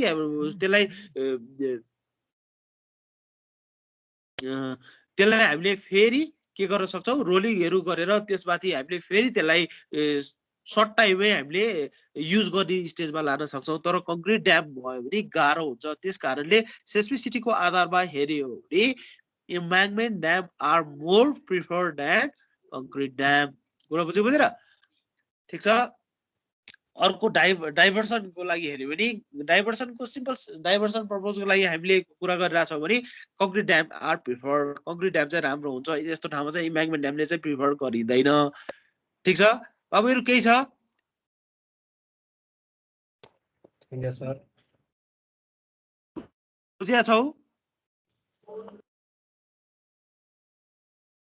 बुझिया छौ सर्ट स्पिलवे फिक्चर भन्नु छ स्पिलवे स्पिलवे भने के हो भने स्पिलवे भने के हो हामीले फ्लड वाटर रिलिज गर्ने ठाउँ भनेर भनेको थियो है फ्लड वाटर रिलिज गर्नलाई हेर त यदि हाम्रो फ्लड वाटर ठुलो छ डिजाइन ठुलो छ र त्यहाँ चाहिँ लार्ज स्पिलवे चाहियो भने चाहिँ हामीले कङ्क्रिट ड्याममा जानु पर्यो किन कङ्क्रिटको माथिबाट स्पिल गर्न सकिन्छ तर हाम्रो डिजाइन डिस्चार्ज पनि कम छ तर साइड पनि सानो एभाइलेबल छ अर्को सेपरेट साइड भेटेको छ भने चाहिँ त्यस्तोमा चाहिँ इम्ब्याङ्कमेन्ट ड्याम सुटेबल हुन्छ भन्नु खोजेको हो कुरो बुझ्यो बाबु बुझ्यौ भयो सर त्यो कुलेखानीमा स्पिलवे ठ्याक्क इम्ब्याङ्कमेन्टकै त्यो साइडमा छ अरु केही छ हजुर सर त्यो कुलेखानीमा स्पिलवे ठ्याक्क इम्ब्याङ्कमेन्टकै साइडमा छ नि हैन सर एक्ज्याक्टली इम्ब्याङ्कमेन्टकै साइडमा छ अनि सर त्यो तर पानी यसको फ्लड चाहिँ फ्लड साइज चाहिँ एकदम सानो छ बाबु कुलेखानीको क्याचमेन्टै सानो छ त्यही सर त्यो माथि एकदम थोरै स्पेस गेट दुईटा मात्रै गेट छ जस्तो लागेको थियो सर त्यो अलमोस्ट हो यसको फ्लड वाटरै छ त किन धेरै गेट राख्नु पर्यो सर आवाज कटेर आछ सर ठीक छ बाबु अरु केही छ बाबु छैन सर कसैलाई केही छ सर त्यो डाइभर्जन ड्यामको आवाज एकचोटि काटिएर आइरहेको छ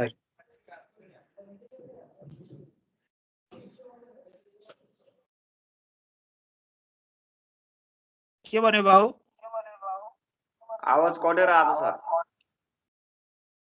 हो र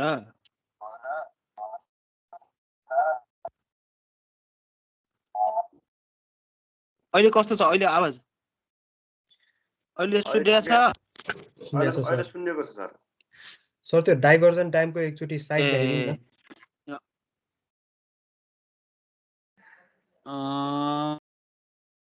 डाइभर्सनको के भन्यो एकचोटि फेरि भन त एकचोटि डाइभर्जन ड्यामको स्लाइड देखाइदिनु न ए ल भाइ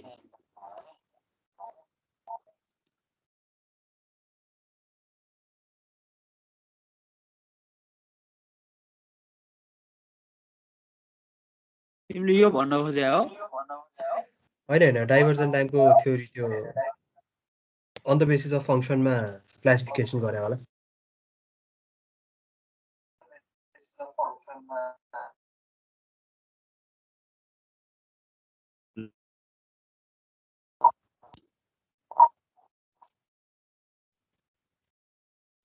भयो सर यो हो बाबु ल भन त यही हो हजुर के भन्न खोजेको थियो तिमीले यसमा हैन थिएन सर यो अलिकति छुट्याएको थियो त्यही भएर ए यो त म तिमीलाई पछि प्रोभाइड गरिहाल्छु नि किन हत्या यो म दिन्छु ल ठिकै छ अब आजलाई केही छ अरु कसैलाई यो चाहिँ अपलोड गरिदिइहाल्नु न है नोट्स बनाउनु ल ल ल अपलोड गरिदिइहाल्छु ल अरु केही छ सर यो कुन बुकबाट बनाउनु भएको सर स्लाइड यो राम्रो रहेछ सर कतै कुन बुक रिफर गरेर बनाउनु भएको कुन बुक भन्ने चाहिँ भएर नि किन र त्यही पढाम भनेर सर राम्रो रहेछ के स्लाइड बनाएको सबै कुराहरु ए बाबु तिमीहरुलाई यति पढे पुग्छ यहाँभन्दा बाहिर जानै पर्दैन थ्योरीको लागि ए ल भइहाल्यो सर त्यसो त ढुक्क भयो तिमीले आत्तिनै पर्दैन मेरो पहिला सिनियरहरुलाई नै सोध मेरो नोट पढेपछि बाहिर जानै पर्दैन ए हस् सर हुन्छ सर ल यिनीहरु बुझ म यो तिमीहरुलाई दिइहाल्छु आत्तिनै पर्दैन ल ल त्यसमै म आजलाई बन्द गर्दै है त हुन्छ सर